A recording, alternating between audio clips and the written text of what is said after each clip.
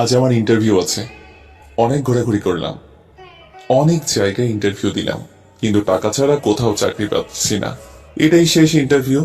আজ যদি না পাই তাহলে আমাকে রাজমিস্ত্রি অথবা গার্মেন্টসে কাজ করতে হবে। সকালে রেডি হয়ে আম্মু আব্বুর কাছে কল দিয়ে দোয়া নিয়ে রওনা দিলাম অফিসের উদ্দেশ্যে। উপস্থিত হতে হবে সকাল 9টায়। আমি পাবলিক বাসে করে যাব, কারণ সিএনজি নিয়ে যাওয়ার সামর্থ্য আমার নেই।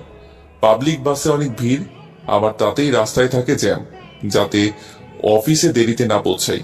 তাই 2 ঘন্টা আগেই রওনা দিলাম। অফিসে পৌঁছে গেলাম 8টা 45 মিনিটে। দারোয়ানকে জিজ্ঞাসা করে ওয়েটিং রুমে গেলাম। এমপ্লয়ি নিবে 50 জন, লোক কমপক্ষে 500 জন বসে আছে। আমার মনটা খারাপ হয়ে গেল। মনে হয় এ চাকরিও পাবো না। আমার সিরিয়াল পড়লো 120তম। বসে বসে ভাবতেছি এবার আমার পরিচয়টা দিয়ে নেই। আমার নাম মোহাম্মদ ওমর ফারুক। আমি ছোট বোন আর বাবা মাকে নিয়ে আমাদের ছোট্ট পরিবার। আমাদের পরিবার সুখেই চলছিল। আব্বু বেসরকারি কোম্পানিতে জব করত, ভালো বেতন পেত। আমি ঢাকা বিশ্ববিদ্যালয় 4র্থ বর্ষের ছাত্র। পড়ালেখায় ভালো ছিলাম, তাই মাস্টার্স পাশের পর বিসিএস এর প্রস্তুতির কথা ভাবছিলাম। আর ছোট বোন প্রাইভেট প্রতিষ্ঠানে পড়তো, ওর নাম আনহা। আনহাও মেধাবী ছাত্রী। যাই হোক, আমরা অনেক সুখেই ছিলাম, কিন্তু সুখের মাঝে কালো ধোঁয়া নেমে আসলো। আমার অনার্স ফাইনাল পরীক্ষার 3 মাস আগে হঠাৎ করে আব্বু স্ট্রোক করে বসে।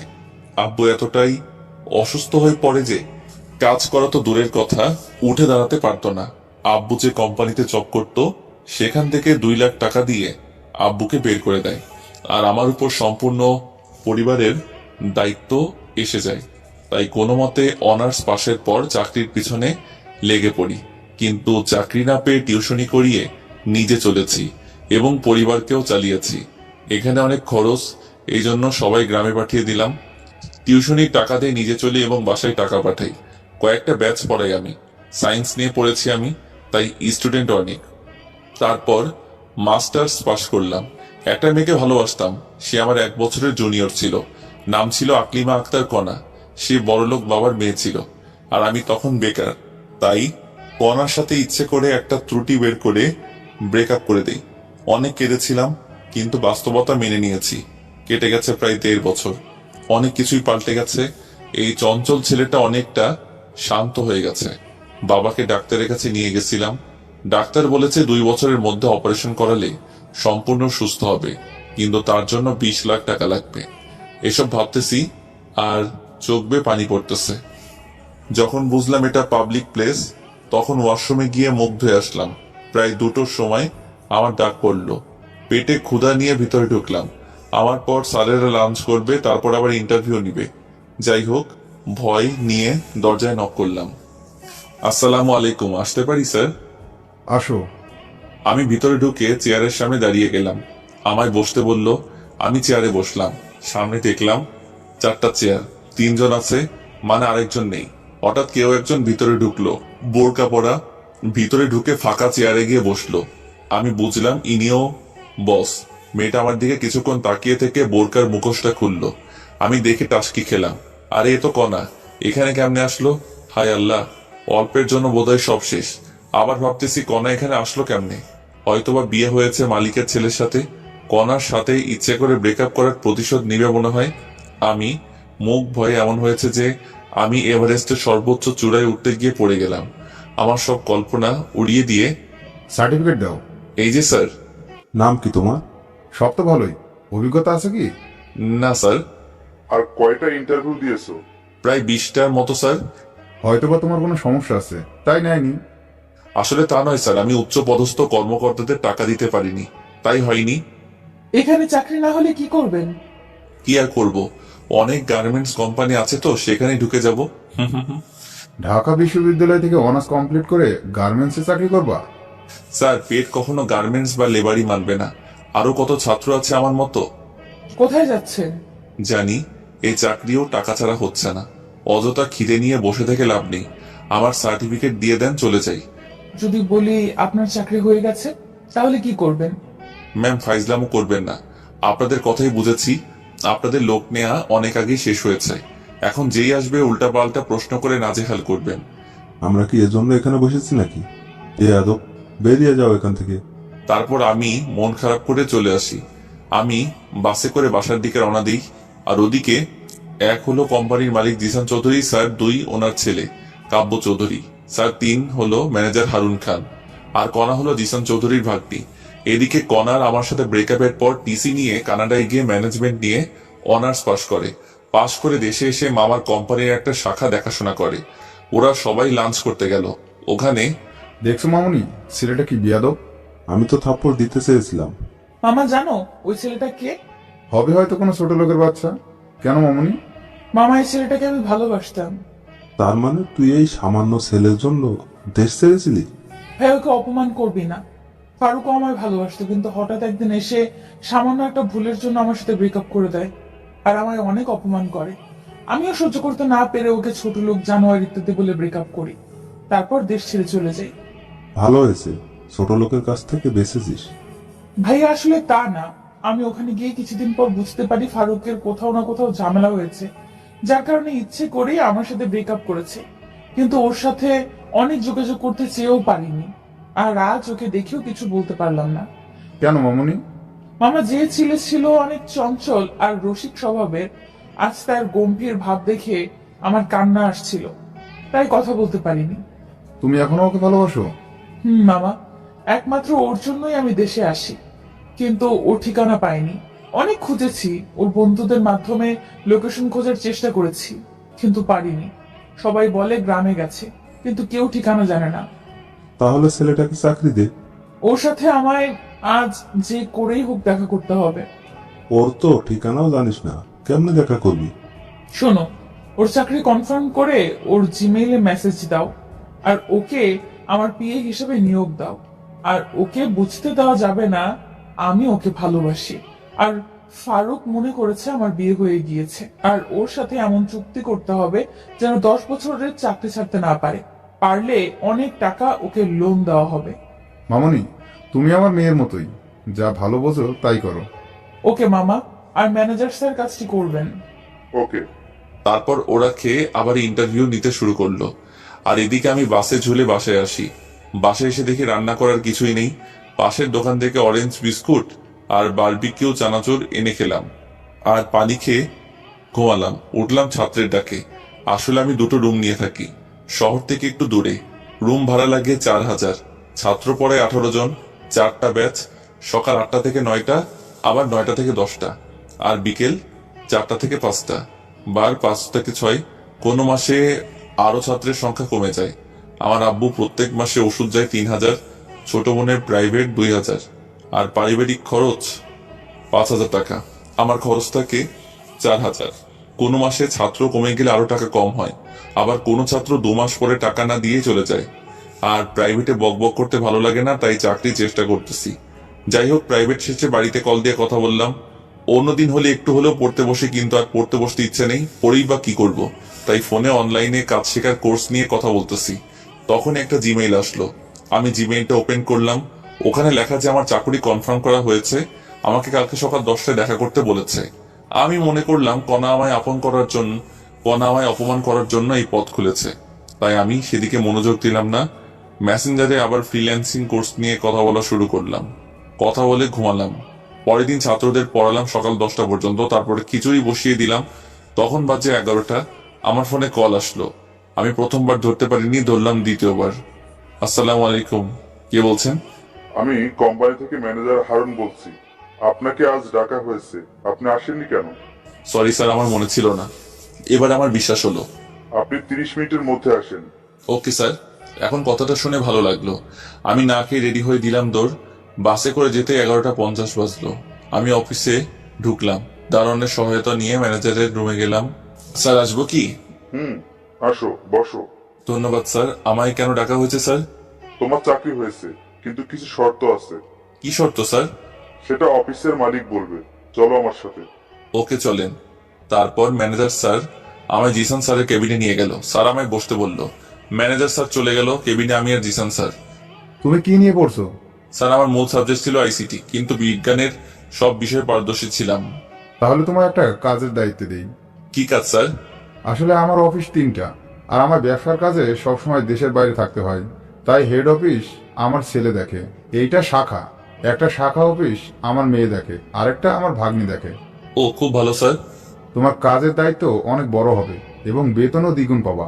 ঠিক আছে স্যার, আমি কিন্তু কোনো অনৈতিক কাজ করতে পারবো না। আরে তেমন কিছু না, তোমার কাজ হচ্ছে আমার এই শাখায় মোট খরচ কত হলো, শ্রমিকের বেতন, কত পিস প্রোডাক্ট সেল হলো, সেগুলো সব তৈরি করতে হবে। এই কাজ মাসে টানা 7 দিন করলেই হয়ে যাবে। সেটা করবা, আর আমার ভাগ্নির পিএ হতে হবে। Sorry sir. সরি কেন? স্যার সব ঠিক আছে, কিন্তু মেয়ে মানুষের বিয়ে হতে পারবো না। ভেবে দেখো, বেতন 40,000 টাকা, তোমার ডিউটি সকাল 9টা থেকে রাত 8টা পর্যন্ত। সকাল আর দুপুরের খাওয়া ভাগ্নির বাসায় খাবা। স্যার বিয়ে না হলে কি হয় না, আমার বেতন কম হলেও হবে। সরি বাবা, তাহলে তুমি আসতে পারো। স্যার আমি রাজি। এটাতে স্বাক্ষর করো। এটা কেন স্যার? তুমি 5 বছরের আগে চাকরিটা ছাড়তে পারবে না, সেটারই দলিল এটা। করে দাও নির্ভয়ে। Okay sir. তুমি কাল আসবা, এই কেবিনে আমার ভাগ্নি থাকবে, ওই তোমার বস হবে। সম্মান করবা তাকে, আর পাশের কেবিনটা তোমার। Okay sir. আমি কি এখনো যাব? 5 মিনিট দাঁড়াও, তোমার এমপ্লয়ি কার্ড বানানো হচ্ছে, এখনই দিবে। Okay sir. লাঞ্চের সময় আমায় কার্ড দেওয়া হলো, আমি খুশি মনে বাসায় আসলাম। সেদিন প্রাইভেট পড়িয়ে সবাইকে চাকরির কথা বললাম, ছাত্ররা সবাই পরের দিনই বেতন দিবে। যাই হোক, বাসায় কল করে জানালাম। পরের দিন সকাল সকাল হালকা খেয়ে অফিসের দিকে রওনা দিলাম। অফিসে পৌঁছে বসের কেবিনের বসকে দেখে আমি টাসকি, এ আমি কাকে দেখছি? এ তো আমার। অফিসে সময় মতো পৌঁছালাম। আজ আমার জয়েনের দিন, আর আমার কাজ শিখিয়ে দিবে বস। আর কালকে জিসান স্যার বলেছে তার ভাগ্নি অর্থাৎ আমাদের নতুন বস আমায় কাজ শিখিয়ে দিবে, এবং আমি বসের পিএ। তাই সবার আগে আমায় বসের রুমে যেতে হবে। আমি বসের রুমের দরজায় নক করলাম। আসতে পারি ম্যাম? বসুন। আমি ভিতরে ঢুকে বসের চেয়ারে কণাকে দেখে পুরাই শকড হয়ে গেলাম। তার মানে কণাই স্যারের ভাগ্নি। কাম সারছে, ব্রেকআপের শখ আমার মিটিয়ে দিবে। আমি ভয়ে ভয়ে ভিতরে গিয়ে কণার সামনের চেয়ারে বসলাম। কেমন আছো ফারুক? জি ম্যাম, আল্লাহর রহমতে ভালোই আছি। আমার ম্যাম ডাকতেছো কেন? তুমি কি আমায় ভুলে গেছো? ম্যাম, আপনার সাথে আগে যে পরিচয় থাকুক না কেন, এখন আর নেই। এখন শুধু একটাই সম্পর্ক, সেটা হলো বস আর সাধারণ কর্মী। এমন করে বলো না। তোমার পরিবারের সবাই কেমন আছে? আছে একরকম। আপনি কেমন আছেন? 3 দিন থেকে অনেক খুশিতে আছি। তাই নাকি? আপনার স্বামী কি ব্যবসা অনেক লাভ করেছে, নাকি কোথাও ঘুরতে যাবেন? না, তেমন কিছু না, আমি বিয়ে করিনি। ভালো তো, আমার কাজটা বুঝিয়ে দিলে ভালো হতো। তোমার কাজ সবসময় আমার সাথে থাকা। Okay ma'am. তুমি আর আগের ফারুক নেই, যে ফারুক ছিল চঞ্চল আর বন্ধুদের সারা দিন মাতিয়ে রাখতো। আর তুমি এখন এত গম্ভীর কেমনে হয়েছো? সব বাস্তবতা ম্যাম। আমি জানি তুমি আমার সাথে চাপে পড়ে ব্রেকআপ করেছো, কিন্তু কেন করেছো বলবা প্লিজ? আর ওসব কথা বাদ দেন ম্যাম, আমার কেবিন দেখিয়ে দেন। দাঁড়াও, আমি আসতেছি। কণা বাইরে গেল। আমি কণার কেবিনটা দেখতেছি। অনেক সুন্দর আর সব সাজানো, একদম কণার মতো। রুমটি থাই গ্লাস দিয়ে ঘেরা। ভিতর থেকে সব দেখা গেলেও বাইরে থেকে দেখা সম্ভব না। আমি বসে আছি চেয়ারে। প্রায় 10 মিনিট পর আসলো হাতে কি জানি একটা নিয়ে। চেয়ারে বসেই, বলো না, এতদিন কোথায় ছিলে তুমি আর তোমার পরিবার? ম্যাম আমি গ্রামে ছিলাম, আমি আমার কেবিনে যাচ্ছি ম্যাম। আর আমায় ম্যাম বলবি? বল। কণা বাইরে গিয়ে প্যাকেটে করে একটা ছুরি কিনে এনেছে। ম্যাম বলা মাত্র আমার গলায় ছুরি ধরে এসব কথা বলল। তো তাহলে কি বলে ডাকবো? নাম ধরে অথবা জান পাখি, যা ইচ্ছা বলে ডাকবা। এ হয় না ম্যাম। আর একবার ম্যাম বল, গলা নামিয়ে দিব, তারপর তোকে গুম করে দিব, কেউ টের পাবে না। ওকে বলবো না, আর নাম ধরে ডাকবো না, তুমি করে বলবো। এই তো ঠিক আছে। এবার তো গলা ছেড়ে দাও। দাঁড়াও, আরো কথার উত্তর দাও। কি কথা? আমার সাথে বিনা কারণে ব্রেকআপ করছো কেন? বাধ্য হয়েছি করতে। আমার পরিবার তো রাজি ছিল তোমার আমার সম্পর্কে। তোমার পরিবারও ছিল, কিন্তু তুমি ব্রেকআপ করলা কেন? কেউ তো তোমায় চাপ দেয়নি, আর তুমি বিসিএস দিলা না কেন? এসব বলা সম্ভব না, প্লিজ। বল, না হলে। বলে আমার পায়ে লোহার শিক দিয়ে গোতা দিল। ইস আসতে, বলতেছি তো, ছেড়ে দিলে বলবো। ওকে। আমি উঠে দৌড় দিয়ে বাইরে যাওয়ার জন্য দরজায় গেলাম। এই কি, দরজা লক করা। কণা দেখে মুচকে মুচকে হাসতেছে। তুমি ভালোই ভালোই সব কথার উত্তর দিলে কিছু বলবো না। হুম। বলো তাহলে শুরু থেকে। সামনে অনার্স ফাইনাল, হাতে 2 মাস সময় আছে। আমি আদিলের বাসায় নোট নিতে গিয়েছি। বাসায় এসে দেখে আম্মু আর ছোট বোন কান্না করতেছে। রুমে গিয়ে দেখে আব্বু অচেতন আর আম্মু মাথায় পানি ঢালছে। আমি যখন বুঝতে পারলাম কিছু হয়েছে, তখন আব্বুকে দ্রুত হাসপাতালে ভর্তি করাই। তারপর? আর কি, ডাক্তার বের হয়ে বলল আব্বু স্ট্রোক করেছে। আব্বু কর্ম করতে পারবে না, চলতে পারবে না, এক কথায় অকেজো। পুরো পরিবারের দায়িত্ব তখন আমার উপর। আবার সামনে পরীক্ষা। আব্বুর অফিস থেকে 2 লাখ টাকা দিল। আর ঢাকায় তো অনেক খরচ, আবার ছোট বোনের স্কুল ফি, আব্বুর ওষুধ সহ প্রত্যেক মাসে অনেক টাকা যেত। তাই সবাইকে গ্রামে পাঠিয়ে দিলাম, আর আমি প্রাইভেট পড়ানো শুরু করলাম। তখন তুমি কিছুই জানোনি, আমি বলিনি তোমায়। আমার স্বপ্নগুলো চুরমার হয়ে গেল, আর তুমি আবার প্রেশার দেওয়া শুরু করলা, সময় দেই না ইত্যাদি। তাই বাধ্য হয়ে তোমার সামান্য একটা ভুল ধরেই ব্রেকআপ করে দিয়েছি, কারণ তখন আর আমার কোনো উপায় ছিল না। সাবাস, খুব ভালো কাজ করেছো। কুত্তা কোথাকার, আমি কি তোমায় ভালোবাসতাম না? আমায় একবার বললে কি হতো যে তোমার বাসায় এত বড় ঘটনা ঘটে গেছে? তার জন্য দুঃখিত। এখন আঙ্কেলের কি অবস্থা? ডাক্তার বলেছে 5 বছরের মধ্যে যদি অপারেশন করাতে পারি তাহলে সম্পূর্ণ সুস্থ হয়ে যাবে। তার জন্য 20 লাখ টাকা লাগবে, আর আমার পক্ষে 20 লাখ টাকা সম্ভব না। তাই হাল ছেড়ে দিয়েছি। আমি দিলে নিবা কি? করুণা করছো আমায়? দেখো, করুণা করছি না। আমি জানি যদি আমি তোমায় টাকা দিতে চাই তুমি নিবা না, তাই অফিস থেকে লোনের ব্যবস্থা করব। তাহলে আমি রাজি। ওকে, এখন চলো তোমায় কাজ করা শিখাই দিই। ওকে। কণা আমাকে আমার কেবিনে নিয়ে আসলো, তারপর কম্পিউটারে ছক তৈরি করা শিখাচ্ছে। আমি এই সাবজেক্ট নিয়ে পড়েছি, তাই অভিজ্ঞতা আছে। দ্রুতই শিখে নিলাম। কণা আমায় বাকি কাজ কমপ্লিট করতে বলে চলে গেল। আমি কাজ করতে লাগলাম। তখনই একটা অপরিচিত মেয়ে রুমে ঢুকলো। Hello, hello. কথা বলার ইচ্ছে নেই, তবু ভদ্রতার খাতিরে বললাম, আমি লিপি। আপনার নাম? আমার নাম ফারুক। আপনি এই পড়ালেখা কোথা থেকে করেছেন? ঢাকা ইউনিভার্সিটি থেকে। আপনি? জাহাঙ্গীরনগর থেকে। আপনি রিলেশন করেন না? করতাম, কিন্তু ব্রেকআপ হয়েছে। ভালো তো। হুম। আপনি কথা কম বলেন কেন? ভালো লাগে তাই। আপনি অনেক হ্যান্ডসাম। ধন্যবাদ। আমরা কি একে অপরকে তুমি করে বলতে পারি? আপনি পারবেন, কিন্তু আমি আপনি করে বলবো। তা কি করে হয়? এমনি, যদি পারেন করবেন, না হলে নেই। চেষ্টা করব। হুম। আমি আবার কাজে মনোযোগ দিলাম, আর এদিকে লিপি বকবক করে যাচ্ছে। আমি মাঝে মাঝে হুম করতেছি। জানি না কাজ কতক্ষণ করেছি। একটু পর কণা আসলো আমার রুমে চেক করার জন্য। রুমে এসে লিপিকে দেখে লিপির সামনে গিয়ে, এখানে কি করেন আপনি? জি ম্যাম, নতুন কলিগ আসছে তাই পরিচিত হতে আসলাম। নতুন কলিগ আসলেই কি পরিচয় হতে হবে নাকি? আপনার কাজ নেই? জি ম্যাম, শেষ হয়েছে। এখনই আমার কেবিনে আসবেন, অনেক কাজ পড়ে আছে। আর আপনি বলেন কাজ নেই? ওকে ম্যাম, আপনি আসতেছেন? ওকে, আপনি আমার কেবিনে যান। লিপি কণার কেবিনে গেল, আর কণা আমার সামনে একটা চেয়ার টেনে বসলো। কাজ করতে কোনো সমস্যা হলে আমাকে বলো। অনেকদিন পর কম্পিউটারে এসব কাজ করতেছি। প্রথমে একটু সমস্যা হলেও এখন একটু ভালোভাবে করতে পারতেছি। যেগুলো কাজ দিলাম কতক্ষণ লাগবে সেগুলো করতে? যদি টানা করি তাহলে আর 2 ঘন্টাই হবে। ভালো তো, আমি তো ভেবেছিলাম আজ সারাদিন লাগবে কাজটি করতে। না ম্যাম, লাঞ্চের পর কাজ শুরু করলেই হয়ে যাবে। আর কতক্ষণ আছে লাঞ্চের দেখো তো। ও শিট, আর মাত্র 20 মিনিট আছে লাঞ্চের। আমি জানি সময় নেই, লাঞ্চের সময় রেডি থেকো। কেন ম্যাম? আবার ম্যাম বলছো? সরি, কিন্তু কোথায় যাবা? আমাদের বাসায় লাঞ্চ করতে। আমি যেতে পারবো না। তোমার বাসায় আমি কেন যাব? তোমার সাথে ব্রেকআপ করেছি, তার প্রতিশোধ কি তুমি এইভাবেই নিবা নাকি? কি? আমি প্রতিশোধ নিচ্ছি? আমি এমনি মজা করলাম। আমি তোমার বাসায় যেতে পারবো না, ক্যান্টিনে খেয়ে নিব। আলট্রা ভাব নিয়ে লাভ নেই, আর বলবো না। তোমায় চাকরি দেওয়ার সময় বলা হয়েছিল সকাল আর দুপুর আমাদের বাসায় খাবে। তুমি যখন খাবেই না, তাহলে আমাদেরই খাবার বেঁচে যাবে। আরে আমি তোমার সাথে ফাইজলামও করতেছি। আমি যাব তো, যাবার সময় আমায় ডাক দিও। আমার মনে ছিল না আর ফ্রি খাওয়া ছেড়ে দেয়া যায় নাকি। আর ক্যান্টিনে খেলে তো এক বেলায় কমপক্ষে 150 টাকা যাবে। আচ্ছা, ডাক দিব। এখন মনোযোগ দিয়ে কাজ করো, ফাঁকিবাজি চলবে না। Okay ma'am. আবার ম্যাম বললা কেন? আপনি তো ম্যামের মতো করে আদেশ করলেন, তাই ম্যাম বলেছি। যাই বলো, ম্যাম বলবা না। তাহলে আপামনি বলি। কাজ করা বাদ দিয়ে একটু বসলাম, যে ফাইজলামও করি একটু। তোকে তো। বলেই কেবিন থেকে বেরিয়ে গেল। কণা কেবিন থেকে বেরিয়ে যাওয়ার পর আমি কাজে মনোযোগ দিলাম। আসলে আমার কাজ অল্প, সপ্তাহে 1 দিন যদি মনোযোগ দিয়ে কাজ করি তাহলেই হবে।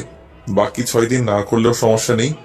যাই হোক, আমি কাজ করতে লাগলাম, আর ওদিকে কণা নিজের কেবিনে প্রবেশ করলো।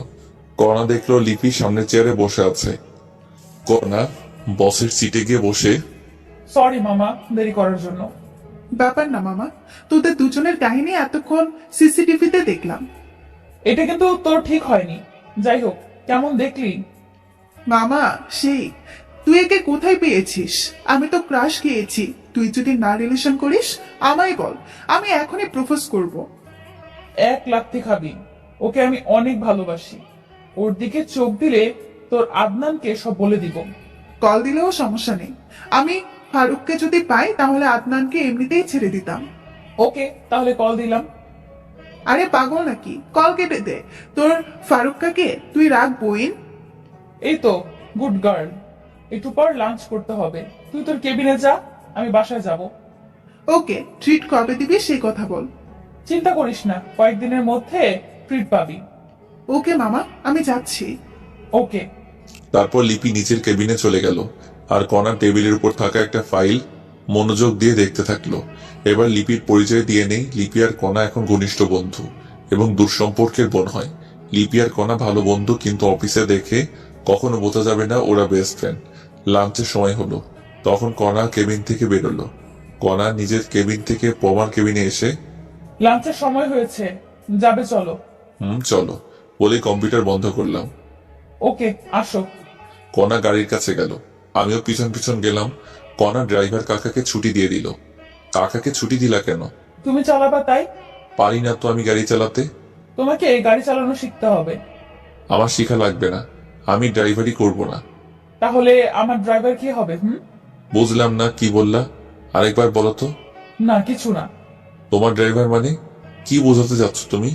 তুমি যা বোঝো তাই। এখন গাড়িতে ওঠো, প্রচুর খিদে লাগছে, বাসায় যাওয়া লাগবে। আচ্ছা চলো। তারপর কণা ড্রাইভারের সিটে বসলো আর আমি পিছনের সিটে বসলাম। তখনই, তুমি পিছনে বসলা কেন? তাহলে কোথায় বসবো? আমাকে কি তোমার ড্রাইভার মনে হয়? সামনে বসো। আচ্ছা, আমি সামনে গিয়ে বসলাম আর কণা গাড়ি চালাতে লাগলো। প্রায় 20 মিনিট পর একটা বাড়ির সামনে আসলাম। দারোয়ান গেট খুলে দিল আর কণা গাড়ি ভিতরে ঢুকালো। বাসাটা দোতলা, বাইরে থেকে দেখতে অনেক সুন্দর, না জানি ভিতরে আরো কেমন। যাই হোক, গাড়ি থেকে নেমে কণা বাসার ভিতরে ঢুকলো আর আমি ওর পিছনে। তখনই একজন ভদ্রমহিলা আসলো। আসসালামু আলাইকুম। ওয়ালাইকুম আসসালাম। কে রে মা এই ছেলে? ওর নাম ফারুক, আমার পিএ। আর ফারুক, উনি আমার আম্মু। বাবা তুমি বসো, আমি আসতেছি। আর কণা, শুনে যা তো। ঠিক আছে। আমি বসে ফোন টিপতে লাগলাম আর ওদিকে কণাকে ওর আম্মু বেডরুমে নিয়ে গেল। কণা, এই নামটা কেমন যেন তোর মুখে শুনেছি। ওমর ফারুক। ওই বজ্জাত ছেলে যে তোকে ছেড়ে চলে গেছে, সেই ছেলে এই ছেলে নাকি? দাঁড়া, একে এখনই ঘাড় ধাক্কা দিয়ে বের করে দেবো। বলেই দরজার কাছে আসছে। তখনই, আম্মু দাঁড়াও, তুমি জানো না ফারুক তখন কোন পরিস্থিতিতে ছিল? ওই পরিস্থিতিতে যে কেউ এই কাজ করতে পারে। কি হয়েছিল সেটা বল তাড়াতাড়ি। শোনো তাহলে। তুই কি ফারুককে এখনো ভালোবাসিস? আম্মু, এর জন্যই পমি তখনও কোনো রিলেশনে জড়ায়নি। ফারুক কি পরে আরো রিলেশনে গিয়েছিল? আর আমি ওকে গিয়ে বলে দিই তুই ওকে ভালোবাসিস? পাগল নাকি? তাহলে এভাবে ধুকে ধুকে মরবি নাকি? আম্মু, ওকে অনেকদিন পর খুঁজে পেয়েছি, একটু সময় যাক। আর ওর মাথার উপর অনেক চাপ। ওকে, সমস্যা নেই, তবে একটা জিনিস মাথায় রাখবি, ভালোবাসা হারিয়ে ফেলিস না। এখন কথা না বলে জামাই আসছে, খাওয়াও আগে। মনে ছিল না, চল টেবিলে। ছেলেটা মনে হয় বসে আছে। চলো। আমি বসে আছি, তখনই কণা আর আন্টি আসলো। বাবা, দেরি করার জন্য দুঃখিত। আন্টি কি বলেন এগুলো? আমি ম্যামের শুধু পিএ, আমাকে সরি বলছেন কেন? আর দেরি হতেই পারে। টেবিলে বসো। আসো। আপনিও চলেন ম্যাম। চলো। রাগী ভাব নিয়ে আমার দিকে তাকিয়ে দাঁতে দাঁত চেপে কথাটা বলে টেবিলে গিয়ে বসলো। আন্টি আপনিও বসেন। না বাবা, আমি লাঞ্চ করেছি, এখন তুমি করো। আপনি করেছেন তো? যাই হোক, আর বকবক না করি খাওয়া শেষে আন্টির হাতের পাকের অনেক প্রশংসা করলাম, কারণ মুরগির মাংস সুন্দর হয়েছিল। তারপর কণা আমাকে ওদের বাসা দেখাতে নিয়ে গেল। বাসাটা দোতলা, নিচের তলায় 3 রুম আর একটা কার রাখার জায়গা, উপর তলায় 4 রুম। উপর তলায় কণার পরিবার থাকে আর নিচতলায় ভাড়াটিয়া। কণা আমায় ছাদে নিয়ে গেল, দেখি অনেক ফুলের গাছ ওদের ছাদে। তুমি এখনো ফুল পাগলি থেকে গেলা? যাকে ভালোবাসতাম তাকেই এখনো ভালোবাসি, তাহলে ফুল পাগলি কেন থাকবো না?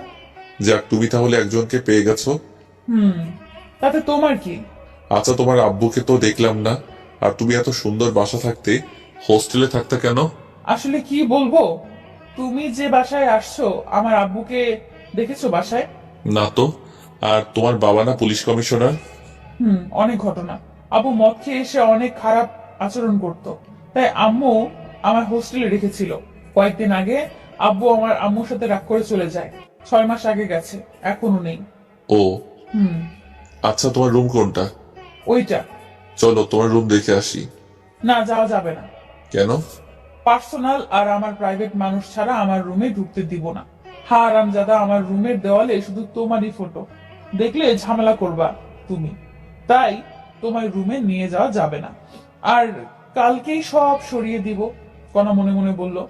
সরি, প্রাইভেট জিনিস আপনার। আসলে মেয়ে মানুষের রুম, আর আজ আমি গোছাইনি রুম, কালকে ঢুকবা, সমস্যা নেই। না লাগবে না, চলো অফিসে যেতে হবে। ওকে, চলো। তারপর আমরা ছাদ থেকে নিচে আসলাম। আমি গাড়ির কাছে গিয়ে দাঁড়িয়ে আছি, আর কণা ব্যাগ নিয়ে রেডি হয়ে নিচে আসলো, সাথে আন্টি। আন্টি আমার সামনে এসেই, বাবা, তোমায় একটা কথা বলতাম। একটা কেন আন্টি, যত ইচ্ছা জিজ্ঞাসা করেন। কনা, তুই নিচে একটু দাঁড়া, আমরা আসছি। ওকে আম্মু। আমি আর আন্টি যাচ্ছি তখনই। বাবা, একটা কথা বলো তো, তুমি কি আগে থেকে কনাকে চেনো? না আন্টি। দেখো বাবা, আমার কাছে মিথ্যে বলবা না। আচ্ছা, তুমি আমার সাথে আসো। চলেন। আন্টি আমায় কর্নার বেডরুমে নিয়ে গেল। আমি রুমের ভিতরে প্রবেশ করলাম আর টাস্কি খেলাম। আমার অনার্স প্রথম বর্ষে থাকার সময়কার সব ফটো দিয়ে কর্নার রুমের চারপাশ ঘেরা। তখন অবশ্য একটু পাতলা ছিলাম, মুখে দাড়ি ছিল না একটুও। এখনো আমি একটু মোটা হয়েছি, আর মুখ ভর্তি দাড়ি। আগের ছবি দেখে অনেকে আমাকে চিনবেই না। যাই হোক, কর্নার রুমে আমার যত ছবি আছে, আমার মোবাইলে বোধহয় তত ফটো নেই। তখনই, এই ফটোর ছেলেটা তুমি কি? জি আন্টি। চেনা যায় না তোমাকে। যাই হোক, তোমার আব্বু এখন কেমন আছে? আল্লাহর রহমতে ভালো আছে। আমার মেয়ে এখনো এই ছবি প্রত্যেকদিন বের করে কাঁদে। বালিশের নিচ থেকে একটা ফটো দেখালো। ওই ফটো আমি আর কণা একটা স্টুডিওতে তুলেছিলাম। আন্টি, আপনার মনের ভুল। কণার আর আমার ব্রেকআপ অনেক আগেই হয়েছে। সেটা শুনেছি। কনা তোমার কাছে ফিরে আসলে ওকে মেনে নিবে না? আন্টি, আমি চাই কণা সুখে থাকুক, আর সুখে থাকার জন্য দরকার টাকা। আমার কাছে তো টাকা নেই, আর আমি কণার যোগ্য না। কণা অনেক ভালো পাত্র পাবে, আমি নিশ্চিত। বিসিএস ক্যাডার তো পাবেই, অনেক সুখে থাকবে। টাকা দিয়ে কি হবে বলো বাবা? আন্টি, আবেগ দিয়ে জীবন চলে না, বাস্তবতা মেনে নিতে হয়। নিজে চল বাবা। চলেন। তারপর আন্টি সহ নিচে আসলাম। কণা গাড়ির ওখানে দাঁড়িয়ে কার সাথে যেন কথা বলছে। আমরা যাওয়া মাত্র কল কেটে দিয়ে রেখে দিল। কি হয়েছিল আম্মু? কনা, আজ আর তোদের অফিসে যাওয়া লাগবে না। কেন? আজ আমার মন ভালো নেই, তাই গল্প করবো। ম্যাম, আমি তাহলে যাই। তোমার অফিস যাওয়া লাগবে না। তাহলে বাসায় যাই। না, চলো উপরে। ওকে। তারপর আমি, আন্টি আর কণা উপরে গিয়ে বসলাম। কণা আমার পাশে এসে বসলো। আন্টি আমাদের সামনে নাস্তা দিয়ে কোথায় যেন গেল। আমি টিভিতে খবর দেখায় মনোযোগ দিলাম। আন্টি আসলো 15 মিনিট পর, এসে সোফায় বসলেন। তখন, আচ্ছা বাবা, তুমি থাকো কোথায়? জি, এই সামনেই, এখান থেকে 2 কিলোমিটার হবে। খাওয়া দাওয়া করো কোথায়? হোটেলে বা ফুটপাতে। এইভাবে ফুটপাতে খেলে তো শরীর খারাপ করবেই। জানি সেটা। বাবা, আমাদের বাসায় একটা রুম ফাঁকা আছে, ওই রুমে থাকতে পারো। ধন্যবাদ, কিন্তু আমার এত টাকা দিয়ে থাকা হবে না, আমি ওখানেই ভালো আছি। তোমার ভাড়া আর খাওয়ার টাকা কিছুই লাগবে না, সব আমাদের সাথে। মনে করো তুমি আমাদের পরিবারের একজন সদস্য। করুণা করছেন আপনারা? করো না না বাবা, আমাদের কিছু কাজ করে দিতে হবে।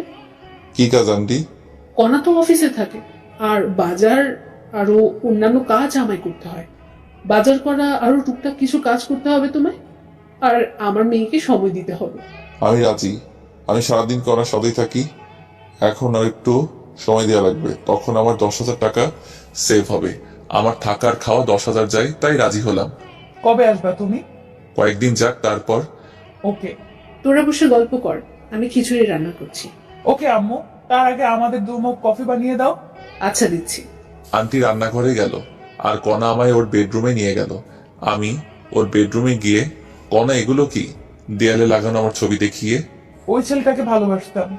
ওটা তো আমার ফটো, আর তোমার সাথে তো পমার ব্রেকআপ হয়ে গেছে, তাহলে এই ফটোগুলো রাখছো কেন? সেই ছেলেটাকে যে এখনো পাগলের মতো ভালোবাসি। তোমার ঢং। বলি চেয়ার টেনে নিয়ে ফটোগুলো ছেঁড়ার জন্য হাত বাড়ালাম। যদি একটা ফটো ছিল, তোমার অবস্থা খারাপ আছে। প্লিজ এমন পাগলামো করো না, তোমার আম্মু জানতে পারলে ঝামেলা হয়ে যাবে। আম্মু সব জানে। দেখো কনা, তুমি আমার চেয়ে অনেক ভালো ছেলে পাবা, পয়সাওয়ালা জামাই পাবা, আর এগুলো দেখলে তোমার অনেক সমস্যা হবে। তোকে সেটা বলতে হবে।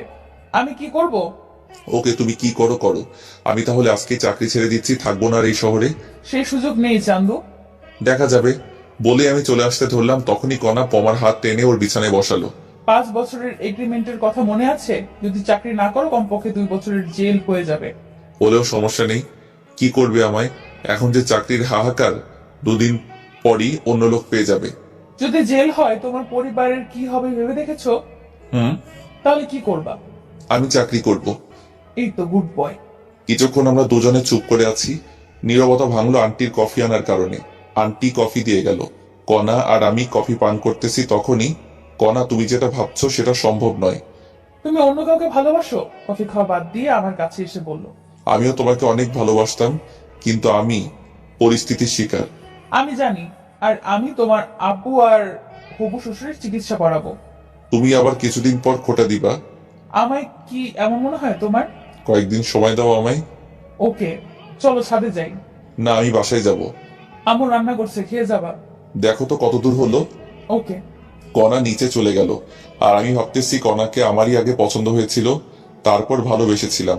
অনেকদিন পিছনে ঘুরেছি, অনেক থাপ্পড়ও খেয়েছি, তবুও বেহায়ের মতো পিছনে ঘুরতাম। আর ওদিকে কণাও চুপি চুপি আমার সব ইনফরমেশন বের করেছিল। পরে রাজি হয়, শুরু হয় আমাদের প্রেম। 1 বছর চুটিয়ে প্রেম করি, একে অপরকে ছাড়া কিছুই বুঝতাম না। একদিন দেখা না করলে আমায় মার খেতে হতো, আর আমার অধিকাংশ পোশাক কণায় গিফট করতো। আমার পরিবারের সবার জন্যই করতো গিফট। আমি কণাকে কিছু দিতে পারিনি। কণা আমার হাত খরচ, রেস্টুরেন্ট বিল সব দিত। আমাদের রিলেশনের কথা আমার পরিবার জানতো এবং মেনেও নিয়েছিল। কণার পরিবারও জানতো। অনার্স পাশের পর দেখা করাতে চেয়েছিল, তারপর আব্বুর ঘটনার পর আর দেখা করতে পারলাম না। টিউশনি শুরু করি, যেটা কণা জানতো না। প্রত্যেক দিন দেখা করতে যাওয়া আমার সমস্যা হচ্ছিল, তাই ভালোবাসাকে বিসর্জন দিয়েছিলাম। ব্রেকআপের দিন কণা আমায় অনেক অপমান করে চলে যায়। ব্রেকআপের পর টানা 15 দিন রুম থেকে বের হইনি। পরে ব্রেকআপের কথা শুনে আম্মুও রাগ হয়েছিল, কিন্তু করার কিছু নেই, বাস্তবতা মেনে নিতে হবে। কিছুদিন পর ভার্সিটি গিয়েছিলাম, সেখানে শুনেছিলাম কণা দেশের বাইরে গেছে। আফসোস হয়েছিল, কিন্তু মেনে নিয়েছিলাম। আমি কখনো ভাবিনি ওর সাথে আমার দেখা হবে। বিধাতা দেখা করিয়েই দিল। প্রথম দিন অফিসে ওকে দেখেই জড়িয়ে ধরতে ইচ্ছে করছিল, কিন্তু কিন্তু আমি আর আগের সে ছেলেটা নেই। নিজেকে বদলিয়ে নিয়েছি, এসব ভাবতেছি আর চোখের কোণে পানি এসে গেছে। তাড়াতাড়ি চোখের পানি মুছলাম, স্বাভাবিক হওয়ার জন্য ফোন টিপতে লাগলাম। কণা আসলো, এসে ফ্রেশ হতে বলল। আমি ফ্রেশ হয়ে খিচুড়ি খেয়ে নিলাম। অনেক সুন্দর হয়েছিল খিচুড়ি, পেট ভরে খেলাম। কণা আবার রাতের জন্য বাটি ভর্তি করে খিচুড়ি দিল জোর করে। আমি সন্ধ্যার সময় ওদের বাসা থেকে রওনা দিলাম। বাসায় আসতে 20 মিনিট লাগলো। বাসায় এসে দেখি ছাত্র বসে আছে মাসের বেতন দেবার জন্য। ছাত্ররা চলে গেল, ওদের ভালো করে পড়াশোনা করতে বললাম। ছাত্ররা চলে গেলে আম্মুর কাছে কল দিলাম। হ্যালো আম্মু, কেমন আছেন? কি আর ভালো বাবা, তোর আব্বুর চিন্তায় আমি আরো শেষ। তোর আব্বুর ওষুধ শেষ হয়েছে 2 দিন আগে। কল দিতে পারেন নাই, ওষুধ শেষ হওয়ার আগে কল দিবেন। আমি ভাবলাম তোর কাছে টাকা নেই, তাই দেইনি। আমি টাকা পাঠিয়ে দিচ্ছি। আচ্ছা দে, তুই বাসায় কবে আসবি বাবা? কিছুদিন যাক। আচ্ছা, আর সাবধানে থাকিস। আর তোর আব্বুর অপারেশন করার কথা মাথায় আনিস না, কারণ অত টাকা ম্যানেজ করতে তুই নিজেকে শেষ করে দিস না আবার। চুপ করো তো। আচ্ছা রেখে দে। আচ্ছা। ফোন রেখে দিয়ে ঘুমিয়ে পড়লাম।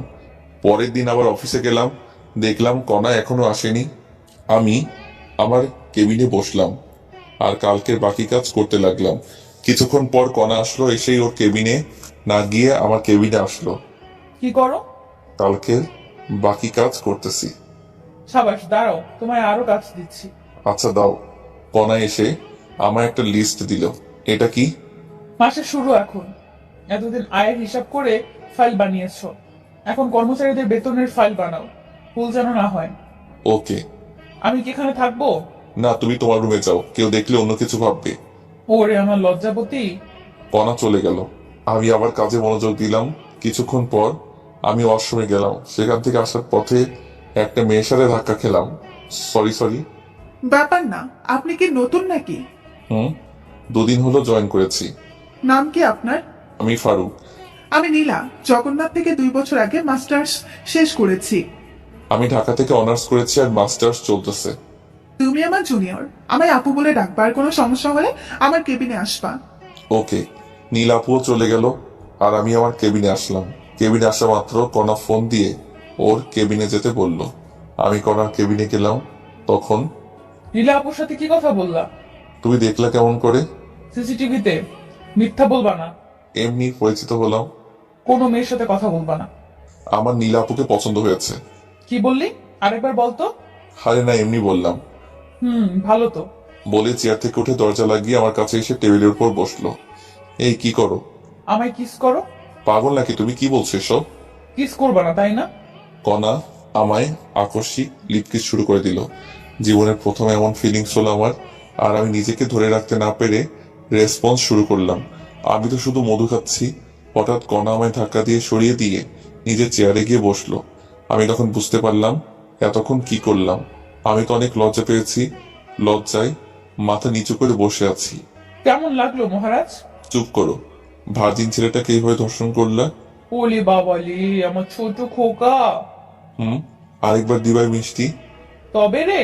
আমার দিকে তেড়ে আসলো আর আমি দরজার কাছে দৌড়ে গিয়ে দেখি দরজা বন্ধ। মিষ্টি আর আমার লাগবে না, আমি আমার কেবিনে যাব। আমি তোমায় কিস করবো না তো কে করবে? কণা আর আমি সামনাসামনি দাঁড়িয়ে আছি, পরস্পর সমান্তরাল।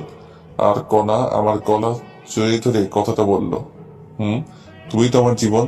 বলেই কণার কোমর জড়িয়ে ধরলাম। এই কি করো? এটা অফিস, ছেড়ে দাও। শুরু করেছে কে? অনেক হয়েছে রোমান্টিকতা, এখন নিজের কেবিনে যাও। আচ্ছা।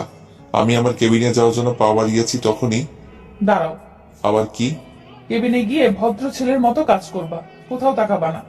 আমার কাছে এসে আমার কপালে চুমু দিয়ে কণা রুমের দরজা খুলে দিল আর আমি বেরিয়ে আমার কেবিনে গেলাম। কেবিনে গিয়ে আবার কাজ করতে লাগলাম। অনেক গুরুত্বপূর্ণ লিস্ট তৈরি করতে লাগলাম। অল্প একটু ভুল হলেই অনেক টাকার গড়বড় পেকে যাবে। ওই একটা লিস্ট তৈরি করতেই কখন জানি লাঞ্চের সময় হয়ে গেছে। বলতেই পারলাম না, কণা আমার কেবিনে আসলো। মহারাজ, লাঞ্চ করবেন না?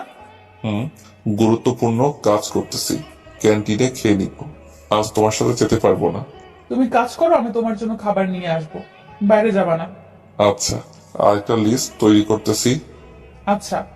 কণা চলে গেল। মোবাইলে দেখলাম 1:25 বাজে। আবার কাজে মন দিলাম। আরো একটা লিস্ট তৈরি শেষ করলাম। সকাল থেকে 2টা কমপ্লিট করেছি আর তৃতীয়টায় গিয়ে মাথা কাজ করতেছে না, তাই বসে ফোন টিপতেছি আর কণার জন্য অপেক্ষা করতেছি। অপেক্ষার প্রহর শেষ করে মহারানী হাজির। আমার কেবিনে আসো। ওকে। কণা নিজের কেবিনে গেল আর আমি ফ্রেশ হয়ে আসলাম। কণার কেবিনে গিয়ে দেখি কণা প্লেটে খাবার তৈরি করে রাখছে। আমি ভিতরে গেলাম আর ওর সামনে গিয়ে বসলাম। তুলে খাওয়াও। লজ্জা করে আমার। দরজা লক করে দাও। লাগবে না। তুলে খাওয়াও তো। আমার কিন্তু রাগ হচ্ছে। কণা আমায় তুলে খাওয়াচ্ছে আর আমি এটাও জানি কণা বাসায় খাইনি, তাই ওকে আমি তুলে খাওয়ালাম। একই প্লেটে দুজন খাচ্ছি। তালি শব্দে পিছনে তাকিয়ে আমি ভয়ে চুপসে গেলাম। বাহ মামা বাহ, অনেক দূর গিয়েছিস অথচ ট্রিট পেলাম না। মামা মানে লিপি আপু? আপনি কণাকে চেনেন নাকি? সেদিন তো সাধারণ এমপ্লয়ের মতো ব্যবহার করলেন। তুমি চলে যাওয়ার পর লিপি আমার বেস্ট ফ্রেন্ড ছিল। তোমার আমার সব কথা লিপি জানে। শালি দিলা তো রোমান্টিক মনটা নষ্ট করে। দুলাভাই, আমায় তুলে খাওয়াবেন না? আসো। খবরদার। দুলাভাই লাগবে না, কণা আমার ভাগেরটা কই? দরজা লক করে দিয়ে এসে বস, তোর জন্যই এনেছি। সত্যি দে তো মামা। তারপর কণা লিপিকেও খাবার দিল। লিপি খাচ্ছে। হা করো। পেট ভরে গেছে।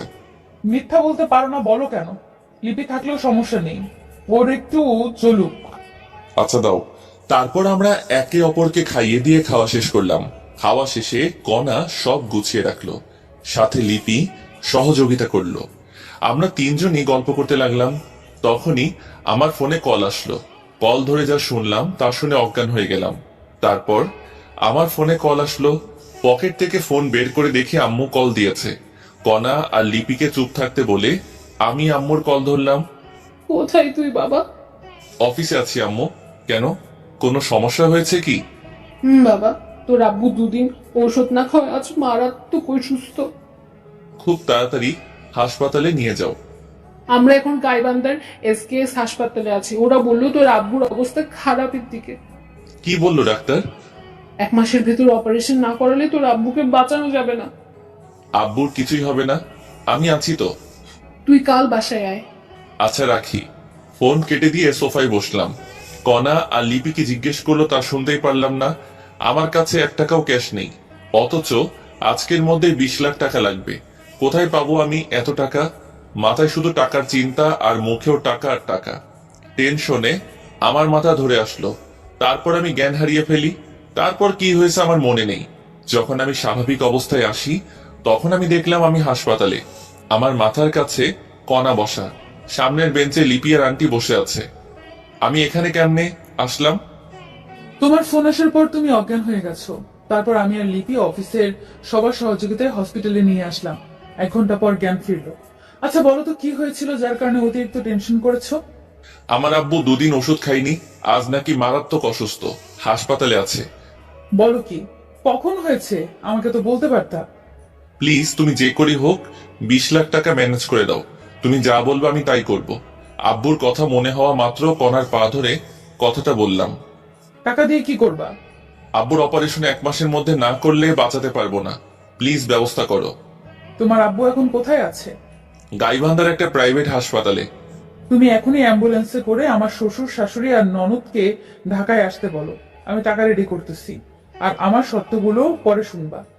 আচ্ছা। কণা আর আন্টি কথা বলতেছে আর আমি চাচাতো ভাইকে কল দিলাম, সব ব্যবস্থা করে দিতে বললাম। আর ওদিকে আম্মু, আমার অ্যাকাউন্টে মাত্র 13 লাখ টাকা আছে। মামুনি, তুই তো জানিসই আমার অ্যাকাউন্টে 5 লাখ টাকা আছে। আরো লাগবে, কমপক্ষে 22 লাখ টাকা লাগবে মোট খরচ সহ। দেখো আমার অ্যাকাউন্টে 2 লাখ আছে। আমি আব্বুকে কল দিয়ে এখনই 5 লাখ টাকা নিয়ে আসতে বলি। যদি থাকে এখনই বলো। ওকে। লিপি ওর আব্বুকে কল দিয়ে সব খুলে বলল। ওর আব্বুর ক্যাশ টাকা ছিল কিছু, আর বাকি টাকা ব্যাংক থেকে তুলে সন্ধ্যার দিকে নিয়ে আসবে বলল। তারপর কণা আমার কাছে এসে, চিন্তা করো না, টাকা ম্যানেজ করেছি। আল্লাহ সহায় হলে আমার শ্বশুরের কিছুই হবে না।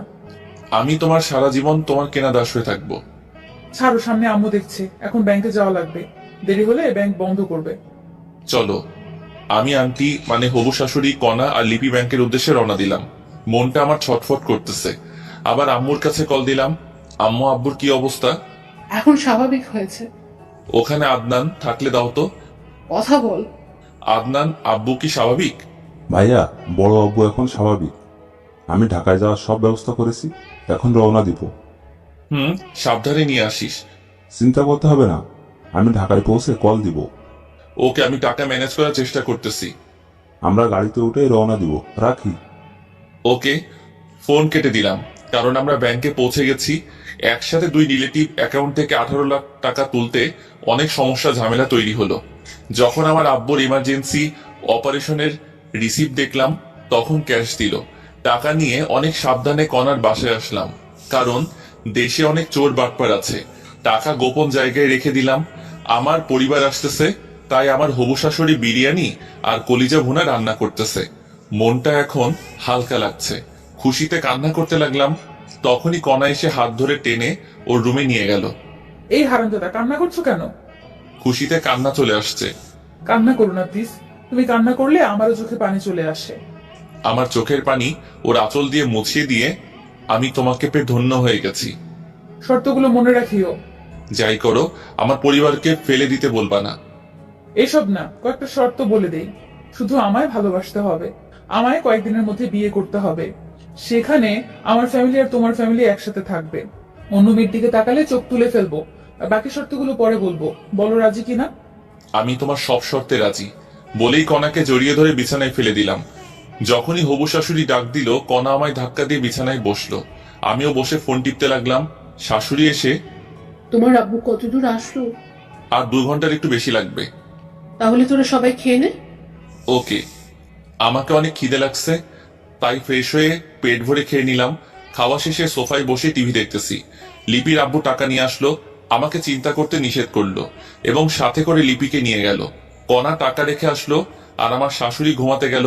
আর আব্বু আম্মু আসলে ডাক দিতে বলল। কণার কথা জিজ্ঞেস করলাম, কণা নাকি ঘুমিয়েছে। আমি সোফায় বসে আছি, তখনই কণা আসলো। তুমি ঘুমাওনি? না, তুমি এখানে তাই আসলাম। তুমি গিয়ে ঘুমাও চুপ করো। বলেই আমার কোলে মাথা রেখে শুয়ে পড়লো। জানো, আমি কখনো ভাবিনি এমন হবে। আব্বু আম্মু আসলে ডাক দিবা আমায়। রাত 11টায় আমি কল পেয়ে গেট খুলে দিলাম। দেখি ওরা হাইসে করে এসেছে। হাইস কেন? ভাইয়া, অ্যাম্বুলেন্স ভালো না, তাই হাইস নিয়েছি। আচ্ছা, আব্বুকে ধরো, ভিতরে নিয়ে যাই। ওকে। তারপর আব্বুকে দোতলায় এনে গেস্ট রুমে শোয়ালাম। আব্বু সব দেখতে পারে কিন্তু কথা বলা আর হাঁটতে পারে না, আর এই কারণে ভিতরে কি জানি সমস্যা হয়েছে। আব্বুকে রুমে রেখে আসলাম, সাথে আম্মু আছে। আমার ছোট বোন আনহা গিয়ে কনাকে ডাক দিল। কনা আনহাকে চিনতে পেরে জড়িয়ে ধরে কান্না করতে লাগলো। আনহাও কান্না করতে লাগলো। যখন বুঝতে পারছে আম্মু আসছে, দৌড়ে আম্মুর কাছে গেল। মামুনি, ফারুক তোমার দেখা কেমন করে পেল? অনেক কাহিনী আম্মু। এখন বলো, আমাকে আগের মতো করে ছেলের বউ করবা না? তোমার আঙ্কেলের অবস্থা দেখছো কেমনে হয়? আম্মু, আমি অপারেশনের সব ব্যবস্থা করেছি। পরশুদিন সিঙ্গাপুরের উদ্দেশ্যে রওনা দিব। কাল সকালে টিকিট কনফার্ম করব।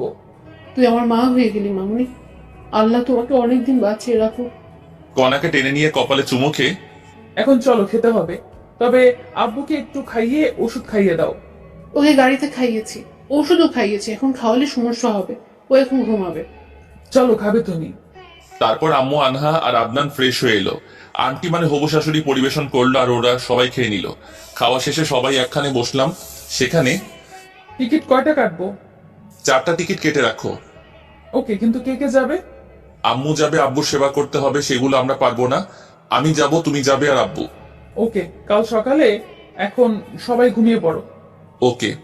4টা রুম, কিন্তু বেড 3টা। একটায় আব্বু আম্মু, আরেকটায় কনা, শাশুড়ি আর আনহা, আর আরেকটায় আমি আর আদনান ঘুমিয়ে পড়লাম। পরের দিন উঠলাম কনার ডাকে, উঠে নাস্তা করলাম। নাস্তা করে অনলাইনে টিকিট কাটার জন্য রওনা দিলাম। টিকিট কনফার্ম করে টিকিটের রিসিভের ফটোকপি নিলাম। এটা দেখালেই টিকিট দিয়ে দিবে। আব্বুকে নিয়ে আমি আর কনা বাংলাদেশের নাম করা বেসরকারি হাসপাতালে গেলাম। ডাক্তার কনার পরিচিত হওয়ার সুবাদে সিরিয়াল খুব তাড়াতাড়ি পেয়ে গেলাম। ডাক্তার অনেক সতর্কভাবে আব্বুর চেক আপ করলো। আব্বুর শরীর এখন কেমন আর আব্বুর শরীর কোন ধরনের অপারেশন সহ্য করতে পারবে সে অনুযায়ী একটা রিসিপ্ট তৈরি করলো। সেদিন আরো কিছু কাজ করলাম। দিনটি কেমনে কেটে গেল বুঝতেই পারলাম না। পরের দিন আবার সেই হাসপাতালে গেলাম। এই হাসপাতালের মাধ্যমে আমরা সিঙ্গাপুর যাব, আর ওখানে যা কাজ করা লাগবে সব এই ডাক্তাররাই করবে। আমরা সকাল 10টায় গেলাম হাসপাতালে। আবার রিসিপ্ট নিয়ে ব্যাংকে গিয়ে 20 লাখ টাকা ডোনেট করলাম। টাকা ডোনেট করার পর রিসিপ্ট নিয়ে বাসায় আসলাম। আমাদের বিকেল 4টায় ফ্লাইট, তাই আমরা রেডি হলাম। টিকিট অবশ্য কাটা ছিল আমাদের। আমরা রওনা দিলাম দুপুর 2টায়। যথাসময়ে প্লেন উড়াল দিল। দীর্ঘ 6 ঘন্টা পর আমরা সিঙ্গাপুরের মাটিতে পা রাখলাম। আমরা সরাসরি হাসপাতালে চলে গেলাম। আমাদের কাছ থেকে রিসিপ্ট জমা নিল এবং আব্বুকে ভিতরে নিয়ে গেল। কিছুক্ষণ পর এসে অভিভাবক অর্থাৎ সাদা স্ট্যাম্পে আমার স্বাক্ষর নিল। স্বাক্ষর করা শেষে ওরা চলে গেল। অপারেশন শুরু হলো। আমরা বাইরে দাঁড়িয়ে আছি। আম্মু তো শুধু কান্নাই করছে, থামছেই না কিছুতেই। আমারও কান্না আসতেছে, কিন্তু আমায় শক্ত হয়ে থাকতে হবে। আমি যদি কান্না করি তাহলে আম্মুকে আটকানোই যাবে না। আমি শুধু মনে মনে আল্লাহর নাম নিচ্ছি। আম্মু কান্না করতে করতে ক্লান্ত হয়ে বেঞ্চের উপর ঘুমিয়ে পড়েছে। কনা আম্মুর মাথা নিজের কোলে রেখে বসে আছে, আর আমি অপারেশন থিয়েটারের দরজার সামনে দাঁড়িয়ে আছি। আমার চোখের কোণে পানি এসে গেছে। আব্বুর কিছু কথা আমার মনে উঠে গেল। যাই হোক, প্রায় 3 ঘন্টা পর একজন দরজা খুললো। খুলেই, কে আপনি? আমি রোগীর আত্মীয়। কেন? একটা ভালো খবর আছে। কি সেই খবর স্যার, বলেন একটু। অপারেশন সাকসেসফুল, রোগী সম্পূর্ণ বিপদমুক্ত ইনশাআল্লাহ। সত্যি আব্বুর কিছু হয়নি? এখন দেখা করতে পারবে না, রোগীর জ্ঞান ফিরতে সময় লাগবে, কমপক্ষে 48 ঘন্টা। আর রোগীকে ঘুমের ইনজেকশন দেওয়া আছে, ডিস্টার্ব করবে না রোগীকে। ভিতরে গিয়ে দেখি সিনিয়র ডাক্তার সহ আরো 5 জন দাঁড়িয়ে আলোচনা করতেছে। Okay sir. আর শোনো, তোমার আব্বু একটা হার্টে 10 দিনের মতো সময় নেবে, কিন্তু কণ্ঠস্বর ঠিক হয়েছে। জ্ঞান ফেরার 24 ঘন্টার ভেতরেই কথা বলতে পারবে ইনশাআল্লাহ। ও আচ্ছা স্যার। আমার চেম্বারে আসো, কিছু ওষুধ লিখে দিচ্ছি, 1 মাস খাওয়াতে হবে। ওকে, চলেন। বিশেষ দ্রষ্টব্য, সব কথা ইংরেজি দিয়ে বলেছি আমরা। তারপর আমি ডাক্তারের কেবিনে গেলাম। ডাক্তার আমাকে কিছু নির্দেশনা দিলেন। সেগুলো হলো, আব্বুকে কখনো প্রেসার দেওয়া যাবে না, কোনো টেনশন করা যাবে না, সুস্থ হলে সব কাজ করতে পারবে, সেক্ষেত্রে কোনো সমস্যা হবে না। আর আব্বুর জ্ঞান ফিরবে 48 ঘন্টার মধ্যে। কয়েকদিন কথা বলতে পারবে না, আর কয়েকদিন হেঁটে নিয়ে বেড়াতে হবে, যেমন করে আমরা ছোট্ট বাচ্চাদের হাঁটা শিক্ষা দিই। আর কিছু ওষুধ লিখে দিলেন, যেগুলো কমপক্ষে 6 মাস সেবন করতে হবে। যাই হোক, আম্মু কান্না করতে করতে ক্লান্ত হয়ে ঘুমিয়ে পড়েছে। আব্বুর যে অপারেশন শেষ হয়েছে সে কথা আম্মু আর কণা এখনো জানতে পারিনি। তাই ডাক্তারের কাছ থেকে প্রেসক্রিপশন নিলাম। সেখান থেকে আম্মু আর কণা যেখানে বসে আছে সেখানে গেলাম। আম্মুকে ডেকে তুললাম, সাথে কণাও উঠল। আম্মু ঘুম ভাঙা মাত্র, বাবা তোর আব্বু কোথায়? ভিতরে আছে। অপারেশন তো শেষ হয়েছে তাই না? অপারেশন শেষ হয়েছে। তোর আব্বু কোথায় সেটা আগে বল। ভিতরে আছে, অপারেশন সাকসেসফুল হয়েছে। 48 ঘন্টা আব্বুকে ডিস্টার্ব করা যাবে না। সত্যি বাবা, আমি শুধু দেখেই চলে আসবো, আমাকে নিয়ে চল বাবা। আমিও যাব। চলো, কিন্তু শব্দ করলে আব্বুর মাথার সমস্যা হতে পারে। আচ্ছা। তারপর আমি কেবিনে ঢুকলাম, সাথে আম্মু এবং কণাও আছে। কণা ঢুকেই আব্বুর পালস চেক করলো, আর আম্মু ঢুকে আব্বুর শরীরে হাত রেখে দেখলো। তারপর, আম্মু এবার বাইরে চলো। আমি বাইরে যাবো না বাবা, তোরা বাইরে যা। সমস্যা হতে পারে আম্মু। বললাম কোনো সমস্যা হবে না, আমি কোনো শব্দ করবো না। আচ্ছা বসে থাকো, আমরা বাইরে আছি। আব্বুর পাশে একটা চেয়ার এনে আম্মুকে বসিয়ে দিয়ে, বাবা তোরা দুজন কিছু খেয়ে আয়। আচ্ছা। আম্মু কেবিনে বসে আছে, আমি আর কণা বাইরে আসলাম। তখন, এই তোমার কার্ডে কি টাকা আছে? আমি রেখে দিয়েছি। ও রেখে দাও, টাকা লাগতে পারে। বলেই আমি বাইরে যাওয়ার জন্য পা বাড়ালাম। কোথায় যাচ্ছ তুমি? আমি খাবার কিনে আনতেছি। দাঁড়াও, মিথ্যা বলতে পারো না, বলো কেন? মিথ্যা বললাম কখন আমি? জানি তোমার কাছে কোনো টাকা নেই, এখান থেকে খাবার নিয়ে আসিও। আমার হাতে ও ডেবিট কার্ডটা দিয়ে, আচ্ছা আসলে আমার কাছে 5,000 টাকা ছিল মাত্র। তুমি কোথায় থাকবা? কোথায় আবার? আম্মুর সাথে। ওকে। কণা আম্মুর কাছে গেল, আর আমি বাইরে গেলাম। সেখানে ভাত না পেয়ে বিরিয়ানি নিয়ে আসলাম। 4 প্যাকেট বিরিয়ানি নিয়ে আসলাম। এসেই আম্মু এদিকে এসে তুলে খাওয়াও আমাদের। আচ্ছা চল। তারপর আম্মু আমাকে আর কণাকে খাইয়ে দিচ্ছে, আর আমরা দুজন আবার আম্মুকে খাওয়াচ্ছি। খাওয়ার এক পর্যায়ে, আজ আমি অনেক খুশি। আমরাও। আজ আব্বুর অপারেশন হয়ে অনেক শান্তি লাগছে। সেটাই। কণা টাকা না দিলে সেটা হতো না কখনো। তোর আব্বু সুস্থ হলে তোদের বিয়ে দেব। আগে আব্বু সুস্থ হোক তো। মেয়েদের মতো লজ্জা পাস কেন? আচ্ছা মামুনি, 3-4 মাস পর বিয়ে হলে কোনো সমস্যা হবে তোমার? আম্মু আপনারা যখন দেবেন আমি তখনই রাজি, কিন্তু বাসায় গিয়ে ওর সাথে আমার রেজিস্ট্রি করে রাখতে হবে। আচ্ছা মামুনি, আমরা একটু সামলে উঠবো। আর শোনো, তোমাদের তো কাল রাতের ঘুমও হলো না। ওখানে যে বেঞ্চ আর ফাঁকা ব্যাগ আছে ওখানে ঘুমিয়ে পড়ো। আচ্ছা। তারপর আমরা অনেক কষ্টে ঘুমালাম। ঘুম থেকে উঠলাম পরের দিন সকালে। সেদিনটাও কেটে গেল। পরের দিন উঠে ভালো লাগছিল না, তাই কণাকে নিয়ে বাইরে গেলাম। একটা পার্কে আমি আর কণা বসে আছি তখন। আচ্ছা বলো তো, তোমার শর্তগুলো পূরণ করতে হবে না? যখন তুমি আমার কথা শুনবা না তখন বলবো। আমাকে কাছে টেনে নিয়ে আমার কবলে আলতো করে একটা চুমু দিয়ে বলল, আচ্ছা। বলেই জড়িয়ে ধরলাম। তখনই কণা একটা আইসক্রিমের ভাসমান দোকান দেখে আইসক্রিমের বায়না ধরলো। মহারানী আইসক্রিম খাবে। আমি আইসক্রিম এনে দিলাম। আইসক্রিম আমার একেবারে অপছন্দ। আমাকেও খেতে বলল, কিন্তু আমি খেলাম না। কণা আইসক্রিম খাচ্ছে ছোট বাচ্চাদের মতো করে। খাওয়া শেষে ঠোঁটের চারপাশে আইসক্রিম লেগে আছে। তোমার ঠোঁট মুছে ফেলো। আমি পারবো না। দেখো ঠোঁট পরিষ্কার করো, না হলে ঠোঁট কামড়ে ছিঁড়ে ফেলবো কিন্তু। ছিঁড়ে ফেলো, তোমার জন্যই তো রাখা। তারপর আর কি লাগে, ফায়দা যাকে বলে। কণাকে লিপ কিস করতে লাগলাম। কণাও আমাকে জড়িয়ে ধরলো। ওর ঠোঁটে আর এক বিন্দু আইসক্রিম লেগে নেই, তবু আমি ছাড়লাম না ওকে। তারপর ধীরে ধীরে গলায় কিস করলাম। তখনই কণা কেঁপে উঠে আমায় জড়িয়ে ধরলো। আমিও আবার শুরু করলাম। তখনই পিছন থেকে, এই আপনারা শিশু পার্কে এসব কি করেন? জরিমানা ধরা হবে কিন্তু। দুঃখিত, আমরা যাচ্ছি। তারপর আরো কিছুক্ষণ ঘুরলাম। সন্ধ্যার দিকে আম্মুর জন্য খাবার নিয়ে হাসপাতালে আসলাম। হাসপাতালে এসে দেখে আব্বু হাত নাড়ানাড়ি করতেছে। তখনই আমি ডাক্তারকে ডেকে আনলাম। ডাক্তার আব্বুকে চেক আপ করে, I can believe this. Any problem doctor? না, একটা সুখবর আছে। কি সেই খবর? আসলে আপনার আব্বুর শরীরে অনেক ধরনের জিন বিদ্যমান, তাই আপনার আব্বুর অভিযোজন ক্ষমতাও বেশি। খুব সহজেই সব পরিবেশে খাপ খেয়ে নিতে পারে। আপনার আব্বুর সেসব এনজাইমের জন্য আপনার আব্বু শরীরের ভারসাম্য ফিরে পেয়েছে, কিন্তু এখনো জ্ঞান ফেরেনি, আর কথা বলতে পারবে কিছুক্ষণ পর। সত্যি ডাক্তার? আর ঘুমের ওষুধ দেয়নি। কিছুক্ষণের মধ্যেই আপনার আব্বু ঘুম ভেঙে যাবে।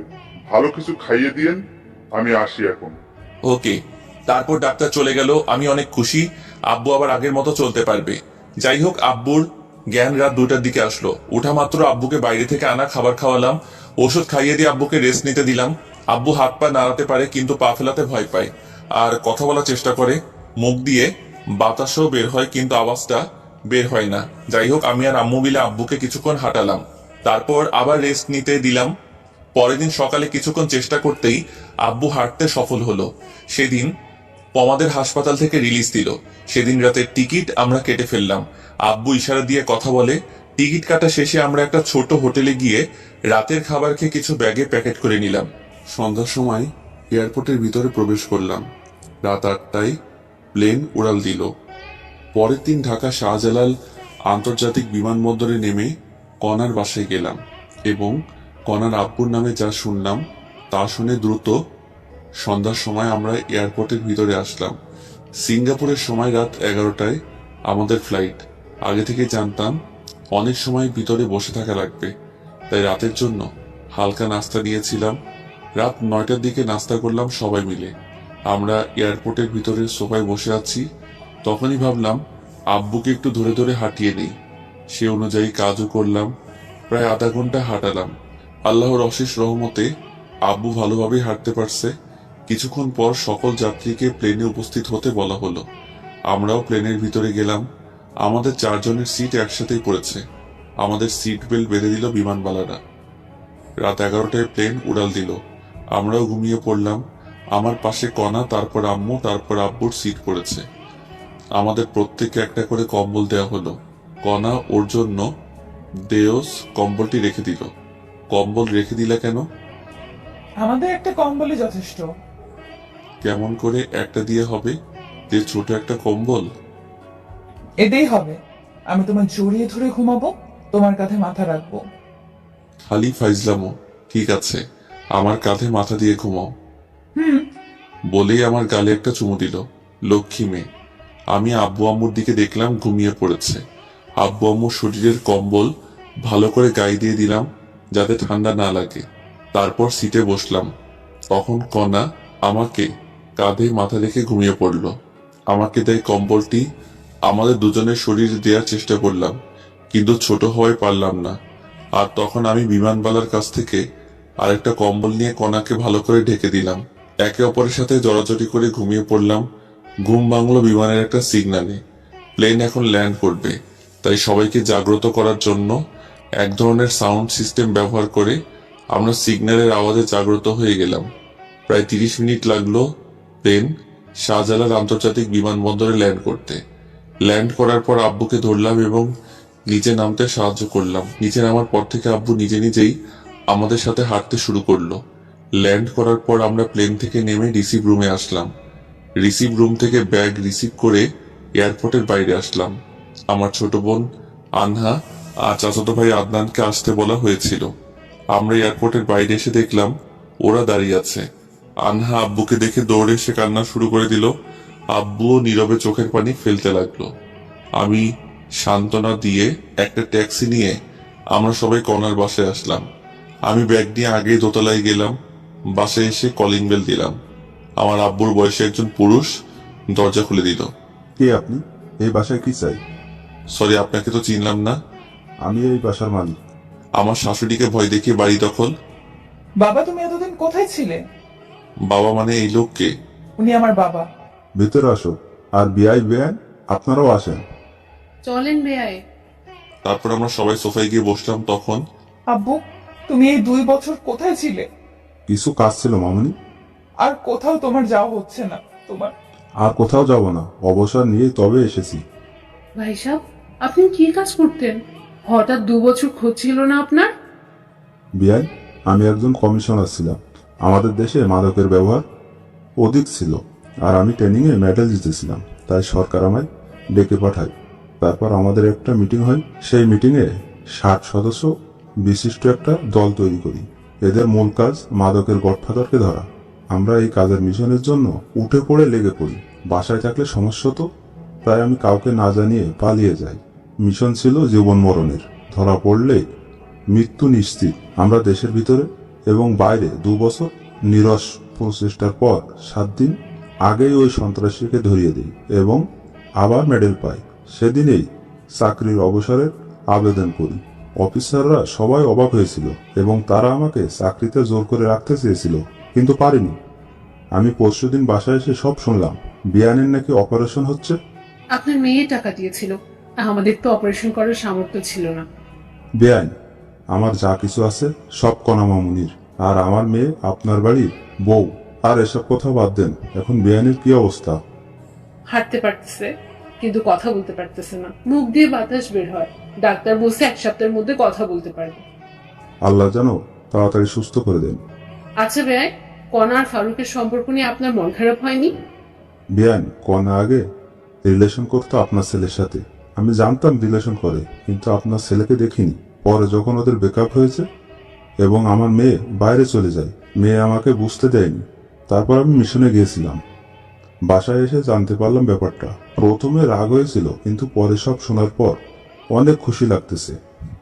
ভাই, আপনার মেয়েকে আমি অনেক পছন্দ করি, তাই ফারুক যখন ওদের ব্রেকআপের কথা বললো তখন ওর সাথে অনেক রাগারাগি করেছি, কিন্তু সবকিছু বিবেচনা করে মেনে নিতে হয়েছে। অনেক ভালো লাগলো বেআইন। আমরাও রিলেশন করে বিয়ে করেছি, আমার মেয়েও। আমরাও সেম। যা বসো, কাল আবার গ্রামের বাসায় যেতে হবে আমাদের। কেন বেআইন? ওমর ফারুককে আর কতই প্রেশারে রাখি বলেন? এমনি ওর বেতন অল্প, আবার যদি পরিবার সহ ঢাকায় থাকি তাহলে অনেক টাকা খরচ হবে, তাই চলে যাব। কি বলেন বেআইন? সামনে আমার একটা ফ্ল্যাট আছে, 5 তলা ফ্ল্যাট, সেখানে 4 তলায় আপনারা থাকবেন।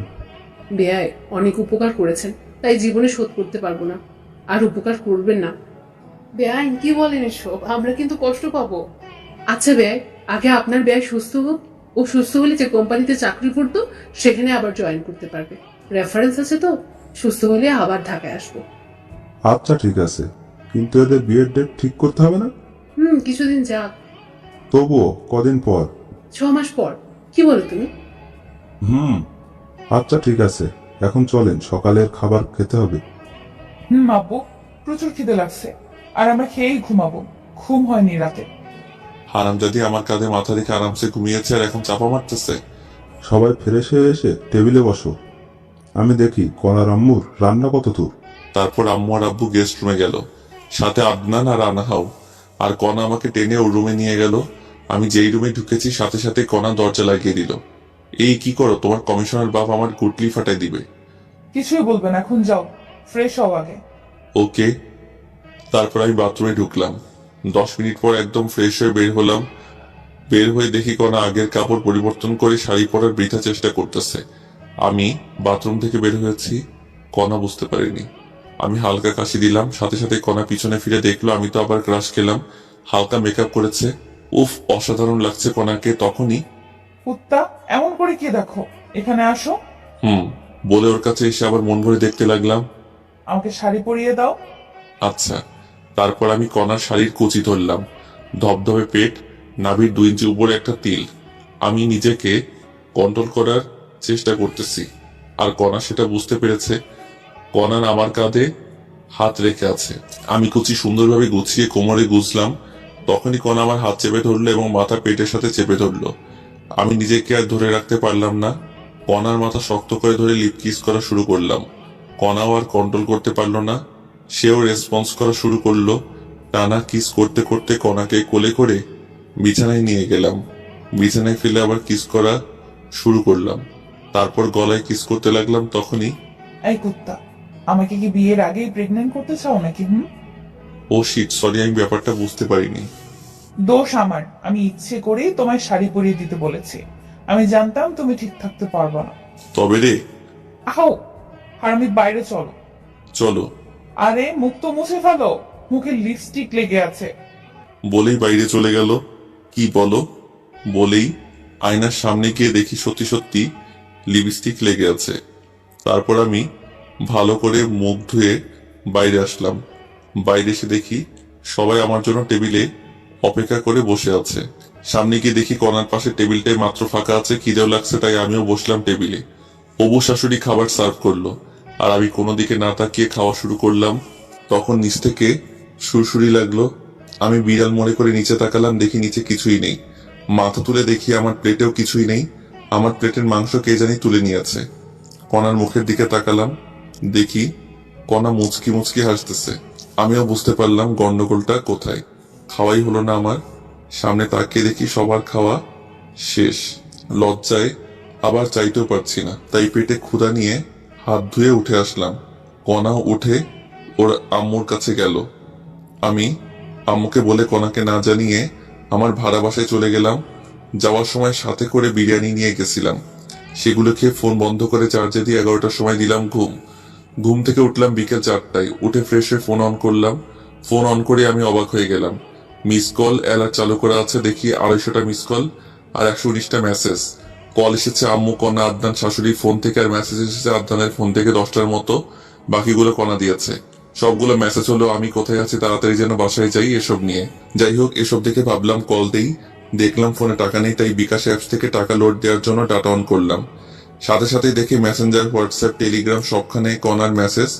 টাকা লোড দিয়ে কল দিলাম কণার কাছে। কল দেওয়া মাত্র কল ধরলো, মনে হয় তার জন্য বসেছিল। কি করো? জানোয়ার, কোথায় তুই? রেগে আছো খুব? তাই বলবো না। রাখবে না। তোমার ফোন বন্ধ কেন? হ্যাঁ, অবু স্বামীর সাথে কেউ এভাবে কথা বলে?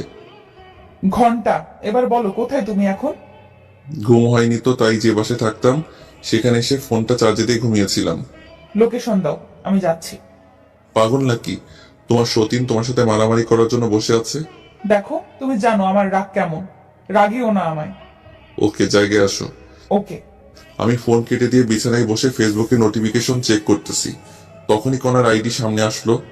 দেখলাম রিলেশনশিপ স্ট্যাটাস দিয়ে, relationship with MD Omar Faruk. আমি দেখে মুচকি আসলাম। পাগলি একটা, আমায় অনেক ভালোবাসে। জীবনে কিছু না পেলেও মনের মতো মা বাবা আর জীবন সঙ্গী পেলাম।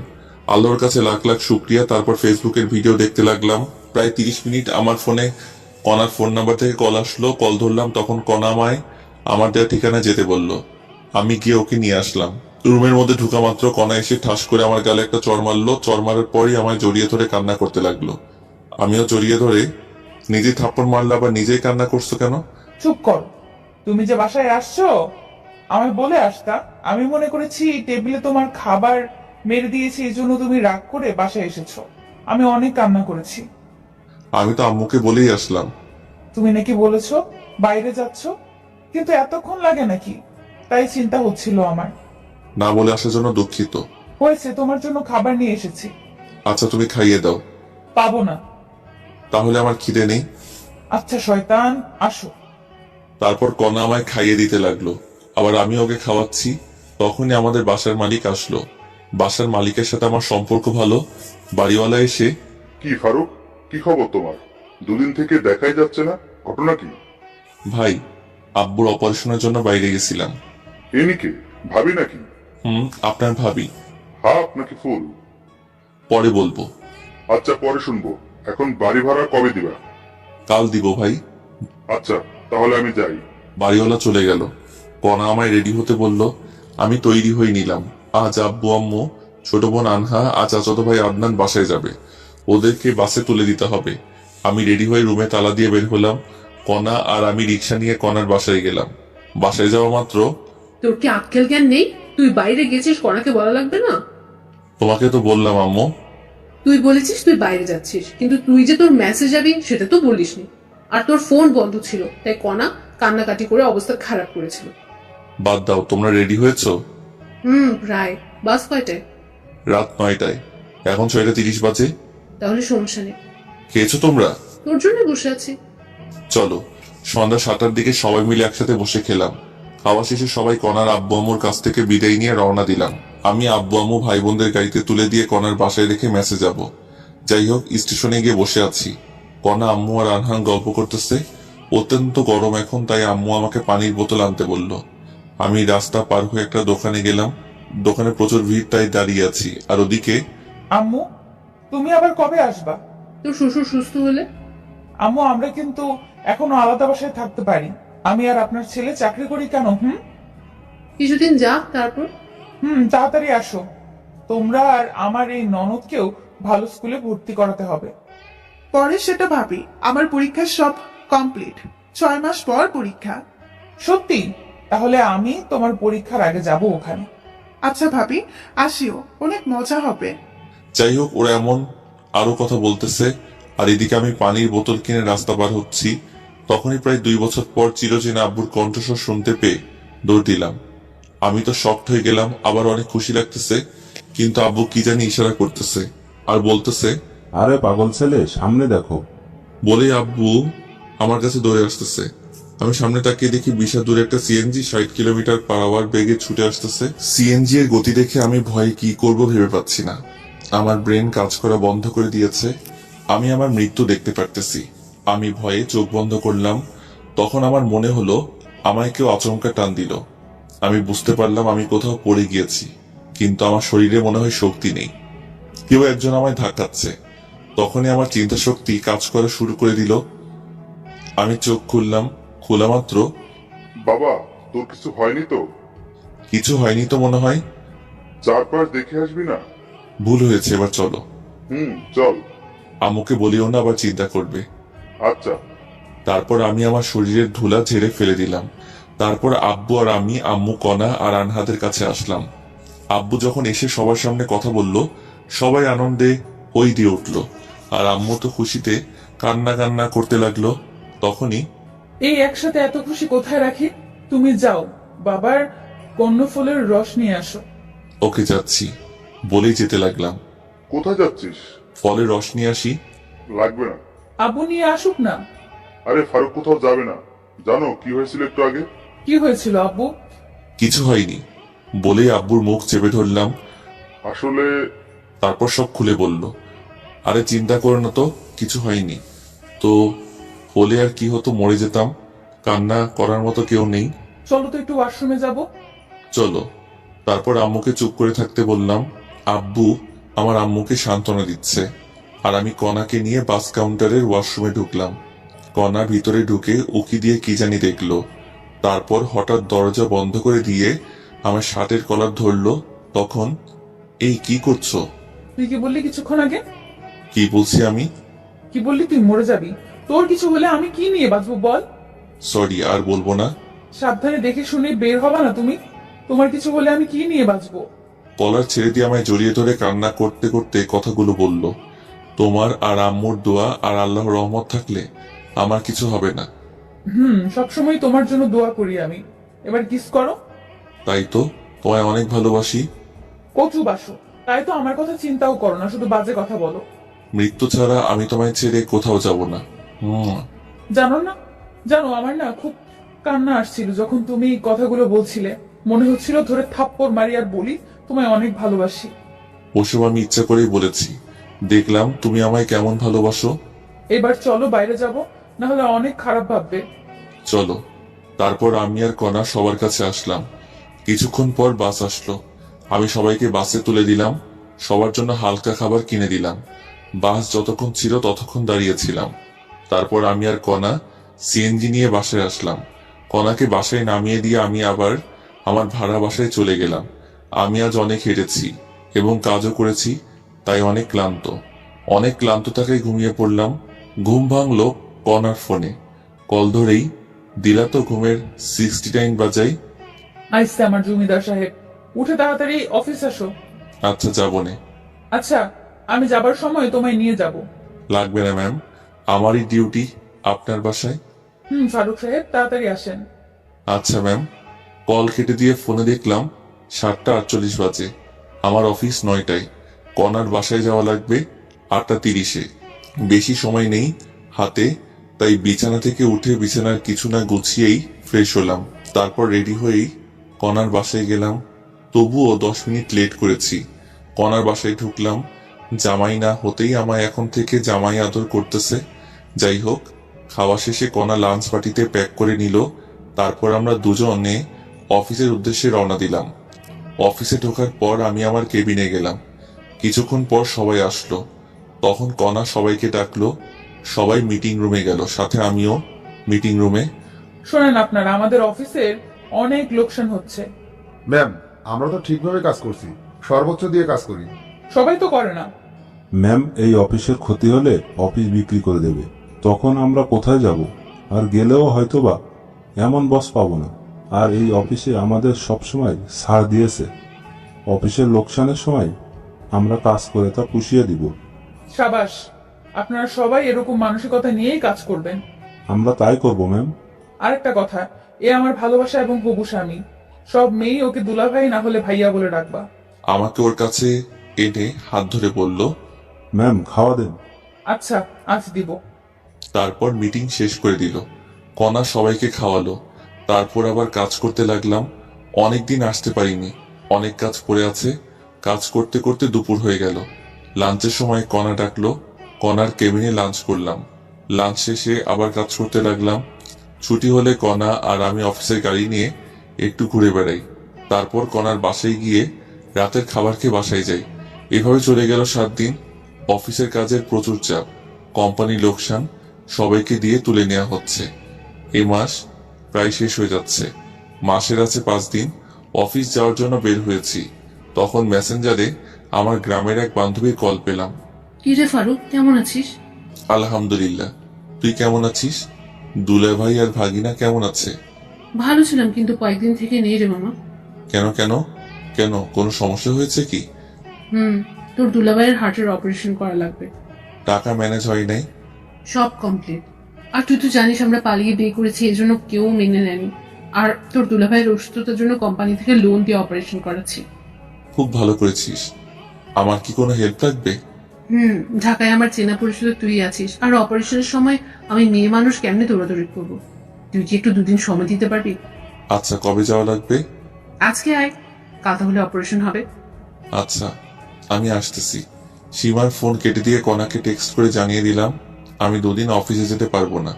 আমার বন্ধু অসুস্থ, অপারেশন হবে, তাই হাসপাতালে যাব। আর আমাকে এই 2 দিন কল দিও না। আমি জানি কণা আর আমায় 2 দিন কল দিবে না। তারপর আমি ব্যাগ গুছিয়ে রওনা দিলাম সীমার বাসার উদ্দেশ্যে। এই ঢাকার জ্যাম পার করে পৌঁছালাম 11টার সময়। সীমার বাসায় ঢুকলাম, দেখি দুলাভাই ভালোই অসুস্থ হয়ে গেছে। দুলাভাইয়ের সাথে কথা বললাম। দুলাভাইয়ের কথা বলতে সমস্যা হয়। তারপর সীমার সাথে ভালো মন্দ কথা বলে বিকেল বেলায় হাসপাতালে ভর্তি করার সিদ্ধান্ত নিলাম। সীমার বাসায় লাঞ্চ করে দুলাভাইকে নিয়ে 2টোর দিকে ঢাকা মেডিকেল হাসপাতালে ভর্তি করালাম। বিভিন্ন পরীক্ষা করা হলো এবং ডাক্তার বললেন রাত 10টায় অপারেশন করা হবে। ব্যাংকে গিয়ে টাকা ডিপোজিট করেন। তারপর সীমা ডাক্তার তো টাকা জমা দিতে বলল। চল ব্যাংকে যাব। দুলাভাই একা থাকবে নাকি? তোর ভাগিনাকে রেখে যাই, বেশিক্ষণ লাগবে না তো। টাকা কোথায় আছে? আমার অ্যাকাউন্টে। চলো তাহলে। তারপর সীমা দুলাভাইয়ের কাছে গেল এবং সব খুলে বলল। দুলাভাই তার ছেলে আবু হানিফকে রেখে যেতে বলল। আবু হানিফকে রেখে আমরা দুজন হাসপাতাল থেকে বের হয়ে রিক্সা নিলাম। তারপর ইসলামী ব্যাংকে গেলাম। ব্যাংক থেকে টাকা তুলে আবার সোনালী ব্যাংকে গেলাম। সেখানে টাকা জমা দিয়ে হাসপাতালে আসলাম। আমাদের মোট 2 ঘন্টা সময় লেগেছে। একটু দেরি হলে আর টাকা জমা দিতে পারতাম না, কারণ ব্যাংক 5টার সময় বন্ধ করে দেয়। আমরা হাসপাতালে এসেছি 6টার সময়। একটু পর আজান দিবে। দুলাভাই অনেক ভয় পাচ্ছে, অনেক ভীতু প্রকৃতির মানুষ উনি। যাই হোক, দেখতে দেখতে অপারেশনের সময় হয়ে গেল। ডাক্তার দুলাভাইকে আইসিইউতে নিয়ে গেল আর আমরা বাইরে আছি। সীমা তো ভয়ে চুপসে গেছে আর আমিও চুপ করে আছি ভাগিনাকে সাথে নিয়ে। ভাবলাম একটু ফোনে গেম খেলি, কিন্তু ফোনটা বের করে দেখি ফোন বন্ধ, কারণ ফোনে চার্জই দেইনি। ভাগিনার দিকে তাকিয়ে দেখি ভাগিনা ঘুমিয়ে গেছে। তারপর আমি বসে থাকতে থাকতে কখন ঘুমিয়ে গেছি জানি না। ঘুম ভাঙলো লিপির। মামা, এই মামা ওঠ, খুশির খবর আছে। কি হয়েছে? তোর দুলাভাইয়ের অপারেশন সাকসেসফুল হয়েছে। 3 ঘন্টা পর জ্ঞান ফিরবে। ডাক্তার চলে গেল এটা বলে। দাঁড়া, আমি ডাক্তারের কাছ থেকে ভালো করে শুনে আসি। আচ্ছা যা। তারপর আমি ডাক্তারের কেবিনে গিয়ে সত্যতা যাচাই করে আসলাম। তখন রাত 2টা বাজে। আমি সীমার কাছে আসলাম। কিছুক্ষণ পর দুলাভাইকে একটা কেবিনে শিফট করা হলো। আমি অনেক খুশি হয়েছি। ডাক্তার প্রেসক্রিপশন দিল। আমি কি ওষুধ কিনে আনলাম, জ্ঞান ফিরলে ওষুধ খাওয়াতে হবে। ওষুধ কিনে এনে দেখে অন্য রুমে শিফট করেছে। ঔষধ সীমাকে দিয়ে আমি ব্যাগ নিয়ে সোফায় শুয়ে পড়লাম। সীমাকে ঘুমানোর কথা বলে দিলাম এক ঘুম। ঘুম থেকে উঠলাম খুব সকালে, সীমা আর দুলাভাইয়ের কথা শব্দে। ঘুম থেকে উঠে দুলাভাইয়ের সাথে কথা বলে ফ্রেশ হতে গেলাম। ফ্রেশ হয়ে এসে দুনিয়ার যত গল্প আছে সব শুরু করে দিলাম। গল্প তো আর শেষ হবে না, খিদেও লাগছে, তাই নাস্তা নিতে ভাগিনাকে সাথে করে বাইরে গেলাম। আমরা নাস্তা করে ওদের দুজনের জন্য নাস্তা নিয়ে আসলাম। নাস্তা করে ওষুধ খাওয়া শেষে আমি বাইরে গিয়ে 10 টাকা দিয়ে ফোনে চার্জ দিয়ে আনলাম। কণার ফোনে কল দিলাম, কিন্তু ওর ফোন বন্ধ। তাই কণার আম্মুর কাছে কল দিলাম। কণা নাকি ওর মামার বাসায় ঘুরতে গেছে, 7 দিন পর আসবে। কণার সাথে কথা বলতে পারলাম না জন্য খারাপ লাগছে। মন খারাপ করে আবার সীমা আর দুলাভাইয়ের কাছে গেলাম। সেদিনই বিকেলবেলা রিলিজ নিলাম আমরা। ওখানে থাকলে একদিনে 10,000 টাকা খরচ হবে, তাই রিলিজ নিয়ে লিপিতের ভাড়া বাসায় আসলাম। সীমার ওখানে রাতের খাবার খেয়ে আমার বাসায় আসলাম। আবার পরের দিন থেকে অফিসে গেলাম। অফিসে গিয়ে কিছু ভালো লাগে না, মন শুধু কণাকেই খুঁজে বেড়াচ্ছে। তাই ফোন বের করে কণাকে কল দিলাম, কিন্তু ফোন বন্ধ দেখাচ্ছে। মেজাজ তো খুব খারাপ হয়ে গেল, তবুও কাজ করতে লাগলাম। দুপুরবেলা লাঞ্চ করলাম অফিসের ক্যান্টিনে। লাঞ্চের পর আবার কাজ করা শুরু করলাম। একাকিত্ব ভালো লাগছে না, তাই অফিসের এক মেয়ে কলিগের সাথে একটু ভাব জমালাম। ভালোই ভাব জমে গেল একদিনের গল্পে। যাই হোক, কণাও নেই, মেয়েটার সাথে কথা বলে ভালোই লাগলো। এইভাবে 3 দিন গেল, কণার কোনো খোঁজই নেই, ফোন বন্ধ করে রেখেছে। হাসপাতালে যখন ছিলাম তখন আমার ফোন বন্ধ ছিল, তাই কণা আমার উপর রাগ করে ফোন বন্ধ করে রেখেছে। আর তাই আমি অফিসের একটা মেয়ের সাথে দেখিয়ে দেখিয়ে গল্প করতেছি। আমি জানি লিপি আমার সব কথা কণাকে জানাচ্ছে। অনেক ভেবেচিন্তে নীলাকে সব খুলে বললাম, আর ওকে একটু অভিনয় করতে বললাম। নীলাও খুব সুন্দরভাবে লিপির সামনে অভিনয় করে। যাই হোক, এইভাবে 4র্থ দিন চলে গেল। 5ম দিন নীলা আগে চলে গেল অফিস। এই নীলা, শোনো। জি আপু, বলেন। তুমি জানো না কণা ফারুককে ভালোবাসে? কয়েকদিন পর ওদের বিয়ে। তো আমিও ওকে ভালোবাসি। চাকরি হারাতে চাও নাকি? হারালে হারাবো, ফারুক আছে না। আর কণা ম্যাম ওনাকে কি ভালোবাসে যে কয়েকদিন থেকে কল ধরে না? আরে আবাল, কণা ফারুকের গ্রামের বাসায় গেছে। আগামী 7 দিনের মধ্যে ওদের বিয়ে হবে। ও আপু, আসলে আমাদের মাঝে কিছুই নেই। ভাইয়া অনেক ভয়ে ছিল যে ম্যাম বোধহয় রাগ করে চলে গেছে, আর ম্যামের ঠিকানা কেউ দিচ্ছিল না। তাই ভাইয়া প্ল্যানটি করে, কারণ ভাইয়া জানে আপনি সব কথাই কণা ম্যামকে বলবেন। তাই নাকি? ফারুক ভাইকে যতটা ফাজিল ভাবতাম, উনি তো দেখি তার চেয়েও বেশি ফাজিল। হ্যাঁ আপু, আর আমার চাকরির যেন কিছু না হয়। যাও, তোমার 7 দিনের ছুটি। এই 7 দিন অফিসের ধারে কাছেও আসবে না। ফারুক ভাই কল দিলে বলবা গ্রামের বাসায় গেছো, আমরা একটু এদিকে মজা নেই। আচ্ছা আপু। তারপর নীলা চলে গেল। আমি অফিসে ঢুকে দেখলাম কণাও নেই, নীলাও নেই। তারপর লিপিকে গিয়ে ধরলাম, কণা কোথায়?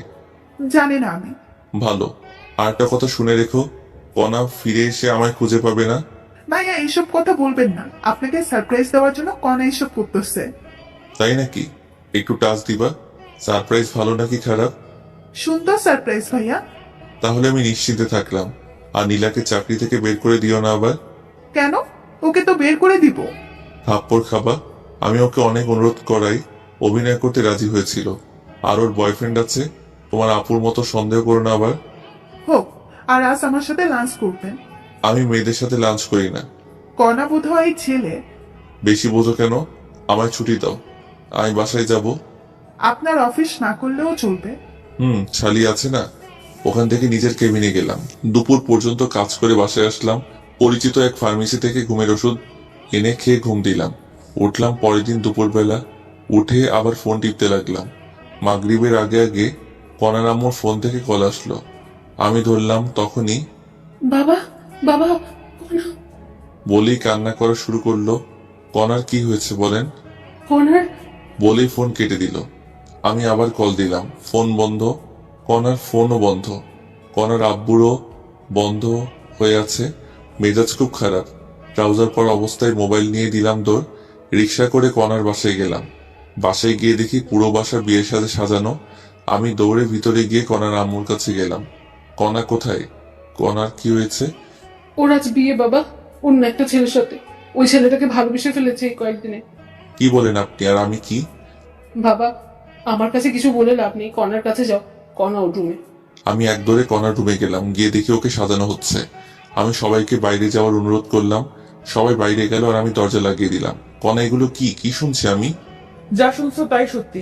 আমি বিয়ে করতেছি অন্য ছেলেকে। আমার অপরাধ কি? ভিখারির ছেলে শখ দেয়। ওই ছেলে আমার ক্রাশ ছিল, অনেক প্রপোজ করেছি কিন্তু রাজি হয়নি। 2 দিন আগে রাজি হয়েছে। ও ভালো। ম্যাম, আপনি সুখে থাকলে আমি খুশি। আর আপনার টাকা কিছুদিন গেলেই দিয়ে দিব। লাগবে না, তোদের পরিবারকে ওই টাকা দান করে দিলাম। ম্যাম, লাগবে না, আমি শোধ করে দিব। ভালো থাকবেন, সুখে থাকবেন। আর জীবনে দেখা হবে না আপনার সাথে। বলেই ওর দেয়া আংটি খুলে ওর হাতে দিয়ে রুমের দরজা খুলে কান্না করতে করতে সিঁড়ি দিয়ে নামলাম। নেমেই ফার্মেসিতে গিয়ে 4 পাতা ঘুমের ওষুধ সিস্টেম করে কিনে বাসায় গেলাম, সাথে 4 প্যাকেট সিগারেটও নিলাম। বাসায় গিয়ে শুয়ে পড়লাম। কি করব ভেবে পাচ্ছি না। ভাবতেছি আত্মহত্যা করব, আবার বাবা মায়ের মুখের দিকে তাকিয়ে করতে মন চাচ্ছে না। আমি পানি আনলাম, ঘুমের ওষুধ খেয়ে শুয়ে যাব। ঘুমানোর আগে কণাকে দেওয়ার জন্য একটা মেসেজ লেখা শুরু করলাম। তখনই আমার ফোনে কণার ফোন থেকে কল আসলো। আবার কল দিছো কেন? বললাম না আমি কোনোদিন তোমায় ডিস্টার্ব করবো না। প্যাক প্যাক না করে তোমার দরজা খুলে দাও। আমি ঘুমাচ্ছি, দরজা খুলতে পারবো না। খুলবি নাকি 999 কল দিব? দরজার সামনে কে? খুলে দেখ আগে। ফোন কেটে দিয়ে দরজা খুলে দেখি আমার আব্বু আম্মু আর কণার আব্বু আম্মু দাঁড়িয়ে। আর আপনারা ভিতরে আসুন। আসতেছি। তারপর সবাই বসলো আমার বিছানায়। আমি চেয়ার নিয়ে আসলাম। তখনই, বাবা, আমরা কখনো কল্পনাও করতে পারিনি এমন কিছু হবে। আরে আঙ্কেল কি করছেন আপনি? আমি আপনার ছেলের মতো, আর আপনার এখানে করার কিছুই নেই। তবুও আমাদের অনেক খারাপ লাগছে বাবা। আন্টি, আমি কণাকে ভালোবেসেছি। আমি চাইবো অবশ্যই সে সুখে থাকুক, আর কণা এখন তার মনের মতো পাত্র পেয়েছে আর সুখে থাকবে, এতেই আমি খুশি। তাহলে তুমি একটা মেয়ে দেখে বিয়ে করো। আমি আর বিয়ে করতেছি না। কেন বাবা? অত্যন্ত পার্সোনাল আঙ্কেল। আর আপনার মেয়ের বিয়ে আর আপনার এখানে অনেকে আবার অন্য কিছু ভাববে। ভাবলাম তুমি যদি আবার কোনো অঘটন ঘটাও, তাই আশা। আমি আত্মহত্যা করলে আমার বাবা মার কি হবে? সারা জীবন না হয় কণার ছবি সাথে নিয়ে থাকবো। আচ্ছা আপনারা থাকেন, আমি কিছু নিয়ে আসি।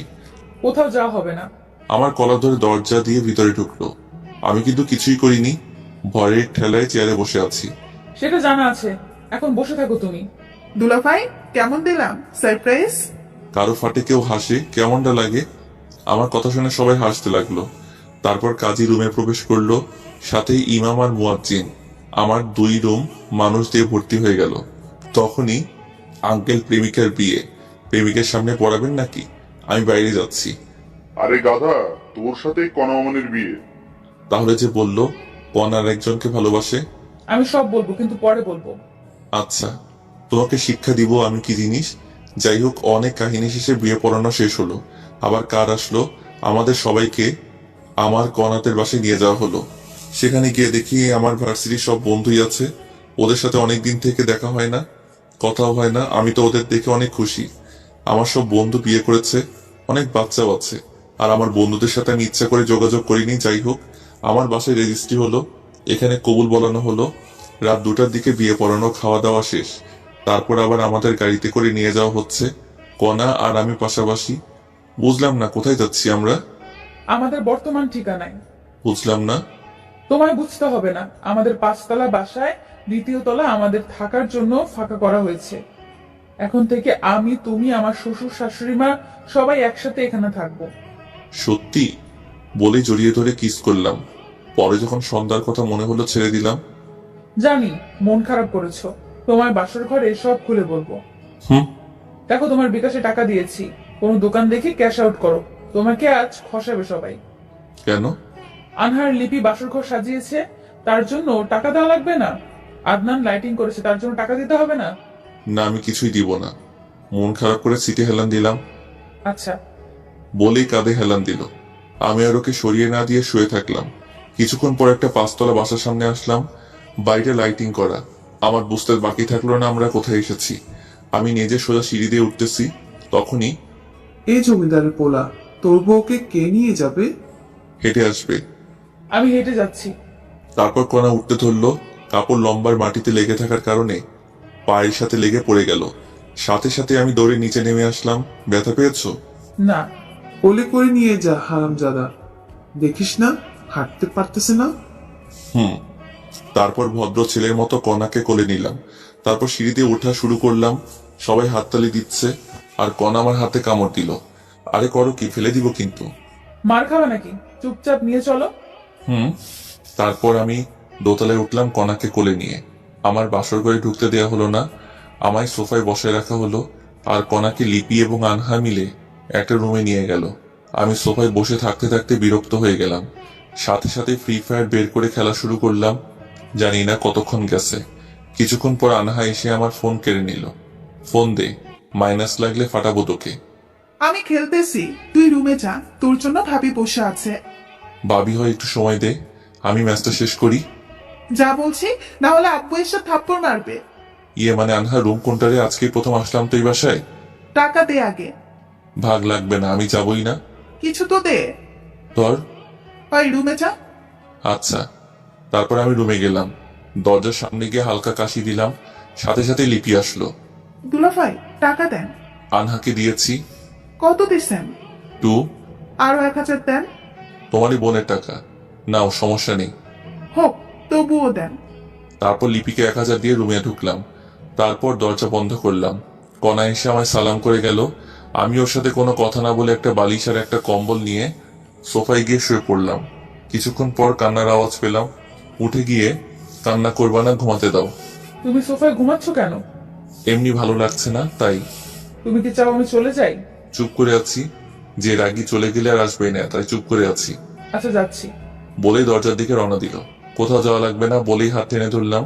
কণা সাথে সাথে আমায় জড়িয়ে ধরলো। তারপর কি হয়েছে সেটা বলবা প্লিজ? জানো সন্ধ্যায় কি হয়েছিল? আমার মাথায় যে টেনশন ছিল, ভাগ্য ভালো আসার পথে গাড়ির নিচে মাথা দেইনি। এমন পাগলামো কথা আর বলবা না। আর সত্যি জানলে তুমি রাগ করবা না, সেটা আমি জানি।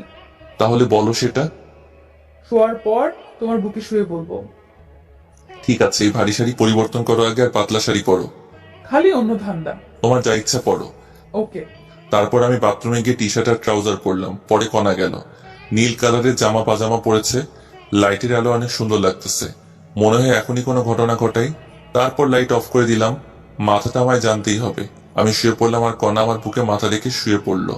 এবার বলো কি হয়েছে। শোনো তাহলে, তোমাকে সেদিন আব্বু একটা মেয়ের সাথে রিক্সায় দেখেছে। আব্বু এসে অনেক রাগারাগি করে, তারপর আমি ওই হসপিটালে গিয়ে খোঁজ নিয়ে দেখি ওই মেয়ে তোমার বান্ধবী হয়। তারপর আমি সবাইকে বুঝিয়ে বলি। আর তুমি অফিসে কি করো না করো সব আমি ফোনে দেখেছিলাম, আমার ফোনে। আমার ভয় হচ্ছিল কোনো কারণে তোমায় হারিয়ে ফেলতে পারি, তাই আব্বুকে সব খুলে বলি। তারপর আব্বু শ্বশুর আর শাশুড়িকে আসতে বলে। তারা আসার পর আমাদের ওই বাসায় উঠি, সব গোছানোর কাজে লেগে পড়ি। আর আমার সাথে সবসময় আনহা ছিল, তাই তোমার কাছে কল দিতে পারিনি। আর আজ থেকে আমরা সবাই এই বাসায় থাকবো। এই ব্যাপার। জানো, যখন শুনলাম তুমি অন্য কাউকে ভালোবাসো, তখন মনে হচ্ছিল আত্মহত্যা করি। খবরদার এসব আর মুখেও আনবে না। আমার যে কষ্টগুলো হয়েছে সেগুলো কি হবে? সুদে আসলে পরিশোধ করে দেব। কেমনে? পরে জানতে পারবো। এখন বলো ভবিষ্যৎ প্ল্যান কি তোমার? ফুটবল টিম বানাবো। ফুটবল আমার প্রিয় খেলা। ইস, শখ কত! আমারও তো লাগবে না, একটা ছেলে আর একটা মেয়ে হলেই হবে। আমি মজা করছিলাম, আমারও সেম চাওয়া। ছেলে আগে হলেই ভালো। না, মেয়ে হবে, বড়জন মেয়ে হবে। তোমার ইচ্ছা। হুম। জানো আমার স্বপ্ন, আমার একটা মেয়ে হবে, অনেক কিউট হবে, না আমরা খুব ফারিয়া। ফারিয়া আমাদের পরিবারের সবারই আদরের হবে, পরিবারের সবাইকে মাতিয়ে রাখবে, দাদু দিদার সাথে খেলবে, এইটুকুই। আমার বউটা দেখে অনেক কিছুই ভাবে। তাড়াতাড়ি আমার মেয়ে চাই। তাহলে যুদ্ধে নামতে হবে। নেমে পড়ো। বলা মাত্র আমি কণার নিচের ঠোঁট কামড়ে ধরলাম। উফ, কি ফিলিংস! কণার ঠোঁট একদম কমলার কোয়ার মতো। আমি কিস করতে থাকলাম, তারপর গলায় কিস করলাম, তারপর নিচের দিকে নামতে থাকলাম। আর বাকিটা ইতিহাস। জানতে চাইলে চটি গল্পে চলে যান। যাই হোক, পরের দিন সকালে ঘুম ভাঙলো কণার ডাকে। অনেকবার ডেকে গেছে, উঠিনি, জন্য চায়ের কাপে আঙুল ঢুকিয়ে দিয়েছে। তারপর আমি উঠে গোসল করে এসে দেখি কণা আম্মার সাথে রান্না শিখতেছে। সকালের নাস্তা কণা আর আম্মু বানিয়ে দিল। সকালে নাস্তা করে গল্প, তারপর লাঞ্চ, লাঞ্চের পর রাতের খাবার। এইভাবে ঘুরে বেরিয়ে গেল 7 দিন। আজ থেকে অফিস আছে। সকালবেলা কণাকে আম্মু রান্নাঘরে ঢুকতে দেয় না, তবুও কণা জোর করে ঢুকে। সকালে রান্নার সময় থাকে, কিন্তু রাতে থাকতে পারে না। এইভাবে সকালবেলা অফিসে যাওয়া, অফিসের কাজ করা, রাতে আবার বাসায় আসা। আর আব্বু এখন চাকরি করে, আর কণাকে বাসায় রাখা হয়েছে। 1 মাস পর পরীক্ষা। যাই হোক, এইভাবে কেটে গেল 3টি বছর। 3 বছর পর অফিস বন্ধের দিন সকালে। পাপ্পা পাপ্পা, ও তো তাড়াতাড়ি, আম্মু রাতে নিয়ে আসতেছে। আসুক মামনি। পাপ্পা, আজ কোথায় যাবা? আজ তোমার দাদু, দিদা, ফুপি, তোমার মামি সহ ঘুরতে যাব কি মজা, কি মজা। বলে ওর দাদুর কাছে গেল। আমার বিয়ের 2 বছর পর ফারিয়া আমাদের পরিবারে আসে। ফারিয়া অনেক কিউট। সারাদিন সবাইকে দৌড়ের উপর রাখে। আর আনহা মেডিকেল পড়ে এখন। আমি ব্রাশ করে রান্নাঘরে গেলাম। আমি যাওয়া মাত্র আম্মু অজুহাত দিয়ে চলে গেল। আম্মু বুঝতে পারছে। আমি কণাকে পিছন থেকে জড়িয়ে ধরলাম। কণার সাথে সাথে নড়াচড়া বন্ধ করে দিল। কি করো, আম্মু আসবে। আরে আসবে না। কি শুরু করছো? শুরুই করলাম না। ঠিক আছে, যাচ্ছি। দাঁড়াও, বাজার করে এনে দাও। আচ্ছা, লিস্ট দাও। দাঁড়াও। তারপর আমি ব্যাগ নিয়ে বের হলাম। তখনই কণা আমায় ডেকে রান্নাঘরে নিয়ে গেল। লক্ষ্মী ছেলের মতো বাজার করবা, রাস্তা দেখে পার হবা। তারপর আমি বাজারে গিয়ে লিস্ট অনুযায়ী বাজার করলাম। বাজার নিয়ে বাসায় আসলাম লাঞ্চের দিকে। বাসায় এসে গোসল করে টেবিলে বসলাম। আমাদের অভ্যাস হয়ে গেছে সবাই আম্মুর হাতে তোলা ভাত খাই। আজও আম্মু সবাইকে তুলে খাওয়াচ্ছে, আর আমরা সবাই তৃপ্তি সহকারে খাচ্ছি। আমরাও আবার আম্মুকে তুলে খাওয়াচ্ছি। আপনারা সবাই দোয়া করবেন আমরা যেন সারা জীবন এমনই থাকতে পারি। ধন্যবাদ সবাইকে আমাদের পাশে থাকার জন্য।